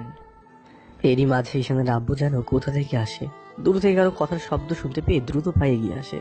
ঈশানের ভাই তখন বলে, মাসুম, কি হয়েছে? সব খুলে বলো। এই কান্নাকানি, এখন চুপ করে থাকবি নাকি আরো একটা দিব? তপু তৃষাকে টেনে উঠিয়ে দাঁড় করে। তখন তৃষা বলতে শুরু করে, আন্টি, সব দোষ আমার। আসলে আমি ঈশানকে ভালোবাসি, তাই সেদিন আমার চাচাতো ভাইয়ের কথা মতো ওকে কলেজের পেছনে দেখা করতে বলি। তারপর ও আসলে আমি ওকে জড়িয়ে ধরি। তখন দূর থেকে আমার চাচাতো ভাই ছবি তুলে আর এমন ভাবে এডিট করে যাতে বোঝা যায় আমরা দুজন দুজনকে জড়িয়ে ধরে আছি। তারপর ছবিটা তুষিকে পাঠিয়ে দেয়। ঈশান সেখানে আমাকে বলেছিল ও আগে থেকেই জানতো যে আমি ওকে পছন্দ করি, কিন্তু ও আপনাদের ওয়াদার কারণে সব সময় আমাকে ইগনোর করতো। আন্টি, আমি বুঝতে পারিনি যে ওদের ভালোবাসার কাছে আমার ভালোবাসাটা তুচ্ছ। আপনি আমাকে ক্ষমা করে দিন। অন্যদিকে আব্বু কথাগুলো শুনে ঈশান হসপিটাল থেকে বেরিয়ে যাওয়ার পর বাইক স্টার্ট দিয়ে ফুল স্পিডে চালাতে থাকে। আর বারবার আব্বুর বলা কথাগুলো ওর কানে লাগছিল। হঠাৎ করে সামনের দিক থেকে একটা ট্রাক ধেয়ে আসে। ঈশান বাইকটাকে পাশ কাটিয়ে যাওয়ার সময় পাশ থেকে আসা একটা বাসের সাথে ওর ধাক্কা লাগে। ও ছিটকে গিয়ে রাস্তার এক সাইডে পড়ে যায়। সারা শরীর রক্তে ভিজে যায়। কিছু একটার সাথে ধাক্কা লাগায় মাথাটা কেমন যেন ভারী ভারী লাগছে। চোখগুলো ঝাপসা হয়ে আসছিল। চোখের সামনে তুষির মায়াবী মুখটা কেমন যেন ভেসে আসছিল। শেষবারের মতো আর হয়তো ওকে দেখতে পারবো না। ঈশানের অ্যাক্সিডেন্ট হওয়ার সাথে সাথে আশেপাশে সবাই দৌড়ে আসে ওর কাছে। কয়েক মিনিটের মধ্যে ওর চারপাশে ভিড় জমে যায়। কিছু লোক ওকে ধরাধরি বলে কাছের একটা হসপিটালে নিয়ে যায়। তারপর একটা লোক ওর ফোনের কল লিস্টে গিয়ে প্রথম নাম্বারটাই ফোন দেয়। অন্যদিকে তুষির জ্ঞান ফেরে আর চোখ খুলে নিজের হসপিটালের বেডে দেখতে পায় বাইরে কারো কথার শব্দ পায়। তাই উঠে বসে। আর ঠিক তখনই ঈশানের আম্মু তৃষাকে বলছিল, তোমাকে আমি আমার মেয়ের মতো ভাবতাম, আর তুমি কি না, ছি, এরকম একটা জঘন্য কাজ করতে পারলে? আন্টি, আপনি আমাকে ক্ষমা করে দিন, আমার ভুল হয়ে গেছে। তুমি এক্ষুনি আমার চোখের সামনে থেকে দূর হয়ে যাও, না হলে আমার থেকে খারাপ আর কেউ হবে না। তোমার একটা মিথ্যার কারণে মা হয়ে আমি আমার ছেলেটাকে বাসা থেকে বের করে দিলাম। তৃষা ঈশানের আম্মু ধমকের ভয়ে চলে যায়। এরই মাঝে ঈশানের ভাইয়ের ফোনটা বেজে ওঠে। পকেট থেকে ফোনটা বের করে দেখে ঈশানের নাম্বার, তাই রিসিভ করে বলে, ঈশান, তুই এখন কোথায়? ওপাশ থেকে এক অচেনা কণ্ঠে উত্তর আসে, আমি ঈশান না, এটা যার ফোন সে আপনার কি হয়? ও আমার ভাই। উনি কিছুক্ষণ আগে অ্যাক্সিডেন্ট করেছে, আমরা ওনাকে হসপিটালে নিয়ে এসেছি। আপনারা যত তাড়াতাড়ি সম্ভব এখানে চলে আসুন, ওনার অবস্থা তেমন ভালো না। কথাটা বলে লোকটা ফোন কেটে দেয়। আর ঈশানের ভাইয়ের মাথায় যেন আকাশ ভেঙে পড়ে। কথাটা শুনে এক মুহূর্তের জন্য নিস্তব্ধ হয়ে যায় ভাইয়া। ওর এমন অবস্থা দেখে ঈশানের বাবা এগিয়ে আসে আর বলে, কি রে, কি বললো ঈশান? ও ফিরে আসছে তো? শুধু শুধু ছেলেটাকে ভুল বুঝলাম। এতক্ষণ ধরে সবার কথায় তুষি বেশ বিষয়টা বুঝতে পারছে যে ঈশানের সেদিন কোনো দোষ ছিল না।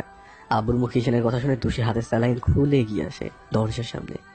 কিন্তু আব্বুর কথায় কোনো উত্তর দেয় না ভাইয়া। তাই আব্বুকে আবারও বলে, কি রে, কথা বলছিস না কেন? কি বললো ঈশান?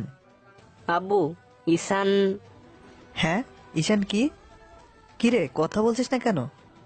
আপু, ঈশানের অ্যাক্সিডেন্ট হয়েছে, ও এখন হসপিটালে। কথাটা শুনে ঈশানের আব্বু আম্মু বন্ধুরা আর ওর স্ত্রী তুষি ওরা যেন বড় ধরনের একটা ধাক্কা খেলো। তুষি চিৎকার দিয়ে বলে উঠল, না, এ হতে পারে না। কথাটা বলেই রুম থেকে বেরিয়ে আসে আর বাইরে যাওয়ার জন্য পা বাড়ায়। ঈশানের আম্মু ওকে ধরে ফেলে আর বলে, তুই কোথায় যাচ্ছিস? একদিকে ছেলের অ্যাক্সিডেন্টের খবর, অন্যদিকে বইয়ের এমন পাগলামি। মনের এমনিতেই বেহাল অবস্থা, তার উপরে এত বড় একটা দুঃসংবাদ। সব মিলিয়ে কোনো মায় নিজেকে ঠিক রাখতে পারবে না। কিন্তু ঈশানের আম্মু তবুও নিজেকে স্বাভাবিক রেখে বুকে পাথর চাপিয়ে টুসিকে আটকায়, কারণ এখন ভেঙে পড়লেই চলবে না। তাই উনি নিজেকে শক্ত করে। টুসি বলে, আম্মু, তুমি আমাকে ওর কাছে যেতে দাও, আমি ঈশানের কাছে যাব। আম্মু, তুমি টুসিকে আটকে রাখতে পারছিলে না, তাই আব্বু ওকে আটকায়। আর ভাইয়া বলে, তুষি, পাগলামি করিস না। ভাইয়া, তুমি আব্বু আম্মুকে বলো আমাকে ঈশানের কাছে নিয়ে যেতে। তোমরা প্লিজ আমাকে ছেড়ে দাও। ভাইয়া, আমাদের এখানে দেরি করাটা ঠিক হবে না। আমাদের এক্ষুনি ঈশানের কাছে যেতে হবে। আপনার ভাবিকে নিয়ে চলুন, নিচে আমাদের গাড়ি আছে। আঙ্কেল আন্টি, আপনারা দেরি করবেন না। ভাবি, আপনি শান্ত হন, আমরা আপনাকে ঈশানের কাছে নিয়ে যাব। আম্মু আর আব্বু তুষিকে ধরে নিচে নিয়ে আসে। তারপর সবাই গাড়িতে উঠে বসলে মাসুম ড্রাইভারকে ঈশান যে হসপিটালে আছে সেখানে যেতে বলে। ড্রাইভার গাড়ি স্টার্ট করে চালাতে থাকে। তুষি তো ঈশানের অ্যাক্সিডেন্টের কথা শুনে সেই তখন থেকে কেঁদে যাচ্ছে। তুষি, মা তুই শান্ত হ, এখানে কিছু হবে না, দেখিস। কান্না করতে করতে তুষি আবারও সেন্সলেস হয়ে পড়ে। এবার আম্মু আর নিজেকে কন্ট্রোল করতে পারে না, উনিও কান্নায় ভেঙে পড়ে। আব্বু চোখ বেয়ে পানি পড়তে থাকে। ভাইয়ারও সেই একই অবস্থা। কে কাকে সান্ত্বনা দেবে? আঙ্কেল আন্টি, আপনারা কাঁদবেন না প্লিজ। আপনারা এবার ভেঙে পড়লে ভাবিকে কে সামলাবে? দেখতে দেখতে আধা ঘন্টার মধ্যে ঈশান যে হসপিটালে আছে সবাই সেইখানে চলে আসে। তারপর একটা লোক এসে ওদের বলে, এখানে ঈশানের বাড়ির লোক কে আছে? ভাইয়া তখন বলে, আমরা ঈশানের বাড়ির লোক। ঈশান এখন কোথায়? আপনারা আসুন আমার সাথে। লোকটা সবাইকে অপারেশন থিয়েটারের কাছে নিয়ে যায়। তুষিকে জ্ঞান হারিয়ে ফেলায় ওকে এই হসপিটালে ভর্তি করে আবারও স্যালাইন দেওয়া হয়, সাথে ঘুমের ওষুধ দিয়ে দেওয়া হয়।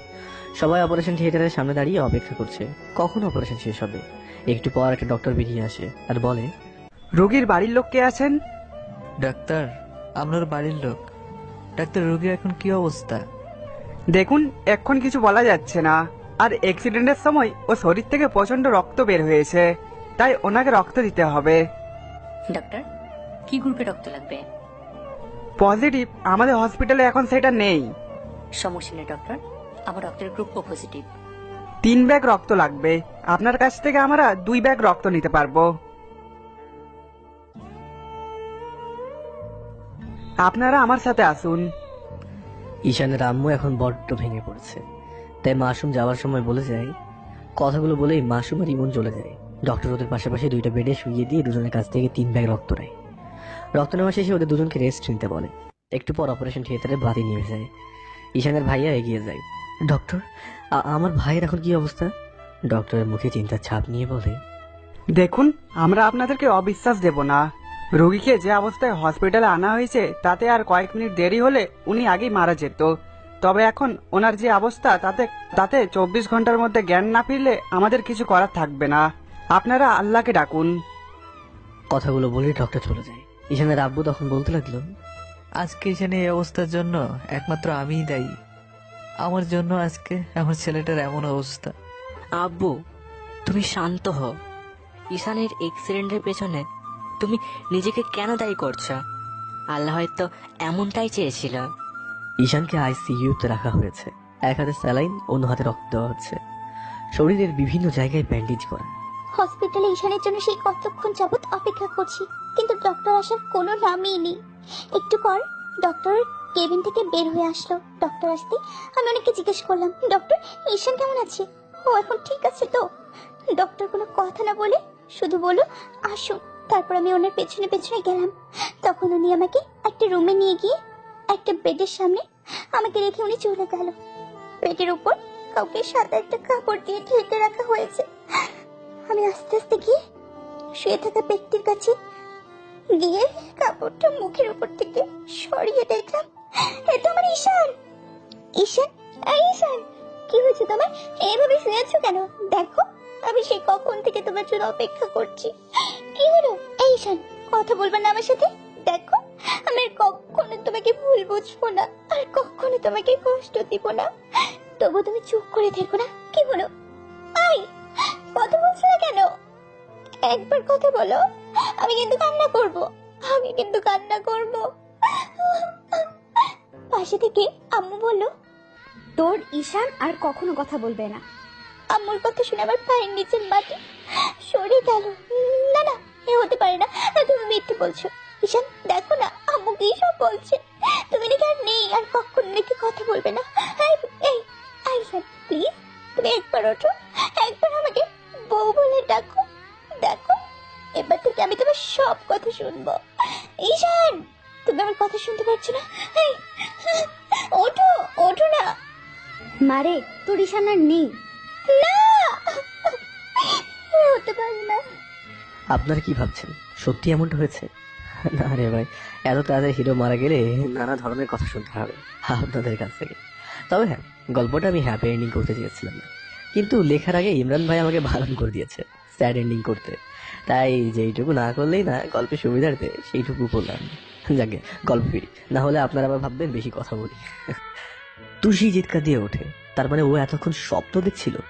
তুষির হঠাৎ এমন চিৎকারে সবাই ওর কেবিনের সামনে যায়। আম্মু ভিতরে যায়, গিয়ে দেখে তুষির জ্ঞান ফিরেছে, আর ও আবারও আগের মতো সেই পাগলামি করতে শুরু করে দিয়েছে। আবারও হাতের স্যালাইন খুলে ফেলেছে। তখন আম্মু বলে, তুষিমা, কি হয়েছে তোর? এমন করছিস কেন? আমি ঈশানের কাছে যাব। আম্মু, ও ঠিক আছে তো? আমাকে ওর কাছে নিয়ে চলো। আম্মু কোনো কথা বলছে না দেখে তুষি বলল, আম্মু কি হলো? তুমি কথা বলছো না কেন? ও ঠিক আছে তো? কথাটা বলে তুষি উঠে যেতে লাগে। তখন আম্মু ওকে আটকে দেয় আর তুষিকে জড়িয়ে ধরে বলে, তুষিমা, তুই শান্ত হো, তোর ঈশানের কিচ্ছু হবে না। আমার কথা শুন, তাহলেই তোকে ঈশানের কাছে নিয়ে যাব। এমনিতেই তুই অসুস্থ, তারপর এমন পাগলামি করলে আবারও তো অসুস্থ হয়ে যাবি। তাই তুই আগে শান্ত হ আর কান্না থামা। আর কত কাঁদবি? তোকে আগে সুস্থ হতে হবে, তা না হলে ঈশানকে দেখবে কে বলতো? কাঁদলে কিন্তু তোকে ঈশানের কাছে যেতে দেব না। আম্মুর কথায় তুষি একটু শান্ত হয়। তারপর আম্মুকে জড়িয়ে ধরে নাক টানতে টানতে বলল, এই ঠিক আছে, আর কান্না করবো না, তুমি আমাকে ওর কাছে নিয়ে চলো। মাশরুম আর ইমনের রক্ত দেওয়া শেষে ডক্টর ওদের রেস্ট নিতে বলে। ওদের রেস্ট নেওয়া শেষে ওরা বাইরে আসে। তখন ডক্টর ওদের বলে, শুনুন, আপনাদের রোগীর জ্ঞান ফিরেছে। কথাটা শোনা মাত্রই ওরা বেশ খুশি হয়। তখন ডক্টর আবারও বলল, আপনাদের রোগীর যে অবস্থা ছিল তাতে আমরা মনে করেছিলাম এত তাড়াতাড়ি জ্ঞান ফিরবে না। আসলে এই ঘটনাটা মিরাক্কেল। আমার কেরিয়ারে আমি এই প্রথম কোনো রোগীকে এত তাড়াতাড়ি জ্ঞান ফিরেছে, সেটা প্রথমবার দেখলাম।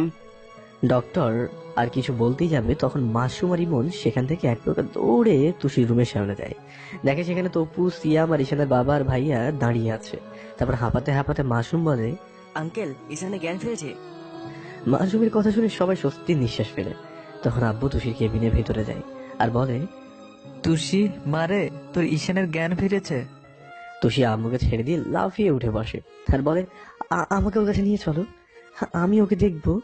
তারপর ওকে ধরে আস্তে আস্তে ঈশানের রুমের সামনে নিয়ে যায়। তখন ডক্টর বেরিয়ে আসে। ভাইয়া ডক্টরকে প্রশ্ন করে, ডক্টর, আমরা অপুর সাথে দেখা করতে পারি? ওনার জ্ঞান ফিরলো, ওনার শরীর এখন দুর্বল, তাই কিছু রেস্টের প্রয়োজন। ওনাকে এখন ঘুমানোর ইঞ্জেকশন দিয়ে ঘুম পাড়িয়ে দেওয়া হয়েছে, তাই ঘুম ভাঙলে দেখা করতে পারবেন। ডক্টরের কথা শুনে তুষির মনটা খারাপ হয়ে যায়। তখন আম্মু ওর দিকে তাকাই, দেখে ওর মুখটা কেমন কালো করে ফেলেছে, চোখে পানি ঝলঝল করছে, হয়তো কান্না করে দেবে। তখন আম্মু ওকে বলে, এখন কান্না করলে একদম মারবো। জানিস ডাক্তার কি বলেছিল? 24 ঘন্টার মধ্যে ওর জ্ঞান না ফিরলে ওনাদের কিছুই করার থাকবে না। কোথায় খুশি হবি এত তাড়াতাড়ি ওর জ্ঞান ফিরেছে, তা না মন খারাপ করে আছে। এবার আম্মু ঈশানের আব্বুকে উদ্দেশ্য করে বলে, শোনো, তুমি গিয়ে বাইরে থেকে সবার জন্য খাবার নিয়ে আসো। তারপর আব্বু গিয়ে সবার জন্য খাবার নিয়ে আসে। তারপর আম্মু, মাসুম, সিয়াম, তপ্পু, ইমন ওদের খেতে বলে। ওরা খাবে না বলে অনেক জোরাজোরি করছে, তারপরে ওরা খায়। আম্মু তুষিকে খাবার জন্য বলে, তুষি তো কোনো মতেই খাবে না। তখন আম্মু বলে, খাবার না খেলে কিন্তু তোকে বাসায় পাঠিয়ে দেবো। তখন তুষি বাধ্য মেয়ের মতো খেয়ে নেয়। আব্বু, ভাইয়া আম্মুর কথায় কোনো রকমে খায়। তারপরে আম্মু বলে, মাসুম, তোমরা এখন বাসায় চলে যাও। তোমরা সেই কখন থেকে এখানে আছো আর অনেক দৌড়াদৌড়িয়ে করেছো। তোমরা না হয় কাল সকালে চলে এসো। আম্মুর কথায় ওরা সম্মতি দিয়ে চলে যায়। তারপর আম্মু আব্বুকে বাসায় চলে যেতে বলে আর বলে ঈশানের ভাই থাকলেই হবে। আব্বুও বাসায় চলে যায়। একটু পর রাত হয়ে যায়। আম্মু তুষিকে বলে, তুষি চল এখন তোর কেবিনে গিয়ে ঘুমাবে, একটু ঘুমাবে। না, আমি ওর কাছে থাকবো। রাতে যদি ওর ঘুম ভাঙে তাই আমি ওর কাছেই থাকবো। একটু পর ডক্টর আসে। তখন তুষি বলে ও ঈশানের কাছে থাকবে। তখন ডক্টর কিছুতেই রাজি হচ্ছিল না। এক পর্যায়ে তুষি জোরাজুরিতে রাজি হয়। ডক্টর বলে থাকতে পারবেন, কিন্তু কোনো প্রকার কথা বলা বা কান্না করা চলবে না বলেই ডক্টর চলে যায়। তারপর আম্মু তুষিকে ঈশানের বেডের পাশে বসিয়ে দিয়ে চলে আসে। তুষি কিছুক্ষণ এক ধ্যানে ঈশানের মুখের দিকে তাকিয়ে থাকে। একটু পর তুষির ঘুম পেতে থাকে। তখন তুষি ঈশানের বুকে মাথা রেখে ঘুমিয়ে পড়ে। সকালে ঈশানের ঘুম ভাঙে। জ্ঞান ফিরতেই আমি কাউকেই দেখতে পাইনি, কিন্তু শুধু ডক্টর দেখেছিলাম। উনি আমাকে ঘুমের ইঞ্জেকশন দিয়ে গিয়েছিলেন। কিন্তু যখন ঘুমটা ভাঙে তখন বুকের উপরে কিছুটা ভারী অনুভব করলাম। বুঝতে আর বাকি রইল না আমার বুকের উপরে কেউ একজন ঘুমিয়ে আছে, আর সেটা যে কে তা ভালোভাবেই জানি। চোখটা খুলে কিছুক্ষণ তুষির মুখের দিকে তাকিয়ে রইলাম। মুখটা কেমন যেন শুকিয়ে গেছে, হয়তো ঠিক মতো খাওয়া দাওয়া করে না, তাই এমনটা হয়েছে। তুষি হয়তো অনেকক্ষণ যাবত আমার বুকের উপরে শুয়ে রয়েছে, তাই বুকটা কেমন ভারী ভারী লাগছে। আমি একটু নড়ে চড়ে উঠলাম, আর তখনই তুষির ঘুমটা ভেঙে গেল। আমাকে ওর দিকে তাকিয়ে থাকতে দেখে বলল, তোমার ঘুম ভাঙলো কখন? তোমার কি কষ্ট হচ্ছে? ডক্টর ডাকবো? কি হলো, কথা বলছো না কেন? আর এমন করে কেউ বাইক চালায় বলো? যদি কিছু হয়ে যেত? কি হতো? মরে যেতাম। তাহলে তো ভালোই হতো, তোমাদের কাউকে আর আমার মতো চরিত্রহীন ছেলের মুখ দেখতে হতো না। ঈশানের মুখে হাত দিয়ে বললাম, চুপ, একদম চুপ। কখনো এসব বড় কথা বলবা না। তোমার কিছু হয়ে গেলে আমি কি করে বাঁচবো? যত পারো আমার উপর রাগ করো, মারো, বকো, তাও এমন কথা বলো না কখনো। একদম মুখে আনবে না এসব কথা। ঈশানকে ছাড়া এই তুষি যে শূন্য। কাঁদতে কাঁদতে তুষি বলল কথাটা। তুষিকে ঈশান বড্ড বেশি ভালোবাসে, তাই ওর কান্নাটা যে ও সহ্য করতে পারে না। তাই ও তুষির হাত ধরে ওর পাশে বসিয়ে তুষির চোখগুলো মুছে দিল আর বলল, তুষি যেমন ঈশানকে ছাড়া শূন্য, তেমনই ঈশানও তুষিকে ছাড়া শূন্য। তুষি এখনো নাক টানছে আর কান্না করছে, তাই আমি ওকে বললাম, ও এই বউ, তুমি না কান্না করলে একদম পেতনির মতো লাগে। পেতনি না, শাকচুন্নি। বলেই আমাকে জড়িয়ে ধরলো। একটু পর ভাইয়া, আম্মু, আব্বু আর আমার বন্ধুগুলো রুমে ঢুকলো। আমি তুষিকে বললাম, এই ছাড়ো, আব্বু আম্মু আসছে তো। তুষি আমাকে ছেড়ে দিল। আব্বু আম্মুকে দেখে আমি মুখটা অন্যদিকে ঘুরিয়ে নিলাম। তখন আব্বু আম্মু আমার দুপাশে এসে বসে, আমার হাত দুটো ধরে বলল, বাবা তুই আমাদেরকে মাফ করে দে, আমরা তোকে ভুল বুঝে অনেক কষ্ট দিয়েছি। আমি আব্বু আম্মুর দিকে তাকিয়ে বললাম, আব্বু আম্মু, তোমরা আমার কাছে মাপ চেয়ে আমাকে প্লিজ ছোট করো না। আমরা শুনেছি এতে তোর কোনো দোষ ছিল না। তৃষা নিজের মুখে সব স্বীকার করেছে। বাদ দাও না সব কথা। তারপর মাসুম, সিয়াম, তপু, ইমন, ওদের বললাম, কিরে তোরা কেমন আছিস? ওরা সবাই একসাথে উত্তর দিল, আমরা তো ভালো আছি, তোরা এখন কেমন লাগছে? আমি বললাম ভালো। আমি আবারও বললাম, তোরা আমার জন্য এত কিছু করলি, তোদের ঋণ আমি কখনোই শোধ করতে পারবো না রে। কিসের ঋণ? আর আমরা তোর বন্ধু, এইটুকু যদি না করি তার কিসের বন্ধু হলাম? হ্যাঁ, সবার সাথে কথা বলা শেষে হতে না হতেই ডক্টর আসলো। তারপর উনি বলে গেলেন আমাকে আরো কয়েকটা দিন থাকতে হবে। কিছুদিন পর আমাকে বাসায় নিয়ে আসলো। তারপর আম্মু আর তুষি সেবায় 3 মাসের মধ্যে সুস্থ হয়ে উঠলাম। এই 3 মাসে তুষি একদিন আমাকে ছেড়ে এক মুহূর্তের জন্য সরেনি। আমি ওকে কলেজে যেতে বলেছি, কিন্তু ও বলেছে আমাকে ছেড়ে নাকি কোথাও যাবে না। আমি আর পালন করিনি। কিছুদিন হলো ভাইয়া একটা চাকরি পেয়েছে। আব্বু ভাইয়ার বিয়েটা ঠিক করেছে তার এক বন্ধুর মেয়ের সাথে, কিন্তু বিয়ের ডেটটা পিছিয়ে দেওয়া হয়েছে তুষির HSC পরীক্ষার জন্য। আমি এখন পড়ালেখার পাশাপাশি আব্বুর সাথে আমাদের ব্যবসাটা দেখি। আব্বু ভাইয়াকে অনেকবার বলেছিল ব্যবসাটা সামলাতে, কিন্তু ভাইয়া আব্বুকে বলে আমাকে অফিসে বসাতে। দেখতে দেখতে তুষির পরীক্ষাটা চলে আসে, আর যতদিন ওর পরীক্ষা ছিল প্রত্যেকটা দিন ও আমার কোলের ওপরে বসে পড়েছে। আমি যদি একটুও সরি তাহলে ওর একটাই কথা, উনি পড়বেন না। দীর্ঘ 1 মাস ওর পরীক্ষা চললো। ততদিন আমাকে রাত 2টা-3টা পর্যন্ত জেগে থাকতে হয়েছে। যাই হোক, পরীক্ষা শেষ হওয়ার কিছুদিন পর রেজাল্ট দেয়। তুষি এবার গোল্ডেন প্লাস পেয়েছে। ও রেজাল্টে যতটা না খুশি তার চেয়ে বেশি খুশি হচ্ছে আমি। আজকে ভাইয়ের বিয়েটা হয়ে গেল। সব আনুষ্ঠানিকতা শেষ করে রুমে এসে ফ্রেশ হয়ে বিছানায় শুই। কিছুক্ষণ পর তুষি আসলো। আমিও আসতেই আমি ঘুমানোর ভান করে চোখ বুজে রইলাম। ঈশান, ঈশান, আমি জানি তুমি ঘুমাওনি। ওটা বলছি, এখন কিন্তু আমি কান্না করবো। ও বাচ্চাদের মতো মুখ বাঁকিয়ে কথাটা বললো। ওর কথা শুনে আমার অনেক হাসি পেল, তাই চুপ করে থাকতে পারলাম না। কি হয়েছে আমার বউটা? ভাইয়ার বিয়েতে তুষি অনেক সেজেছে, তাই ওকে নতুন বউয়ের মতো দেখাচ্ছিল। তাই আমি ওকে বললাম, বিয়েটা কি ভাইয়ারা ভাবি না তোমার আর আমার? বিয়েটা যারই হোক, বাসরটা কিন্তু আমাদের। হ্যাঁ না, হ্যাঁ। তুমি এখন বাইরে যাবে, তারপর আধা ঘন্টা পর আসবে। কেন? যা বলেছি তাই করো। আমি বাইরে চলে গেলাম। একটু পর তুষি আমাকে ডাকলো। তারপর আমি ভিতরে গিয়ে তো পুরো অবাক হয়ে গেলাম। পুরো রুমটা ফুল দিয়ে বাসর ঘরের মতো সাজিয়ে ফেলেছে, আর তুষি খাটের উপর বসে আছে। আমি দরজাটা বন্ধ করতে ও এসে আমাকে সালাম করলো। আমি ওকে উঠালাম। তারপর ও আমাকে অজু করে আসতে বললো। আমিও গিয়ে অজু করে আসলাম। তারপর দুজনে 2 রাকাত নফল নামাজ আদায় করে দিলাম। তারপরে তুষি বলল, এখন আমার ইচ্ছাটা পূরণ করতে তোমার কোনো অসুবিধা নেই। না, নেই। আমার বউ একটা আবদার করেছে, সেটা কি না রেখে পারি? তখন আমি ওকে করে তুলে দিলাম। তারপর খাটে শুইয়ে দিলাম। আমি ওর কাছেই যাব। তখন ও বলতো, এই সবাই দেখছে তো, লাইটটা অফ করে আসো, যাও। আমি তারপর লাইটটা অফ করে আসলাম। তারপর আর কি, মিশনে নেমে পড়লাম। এই যে পাঠক পাঠিকারা, আরো কিছু শোনার ইচ্ছে আছে নাকি?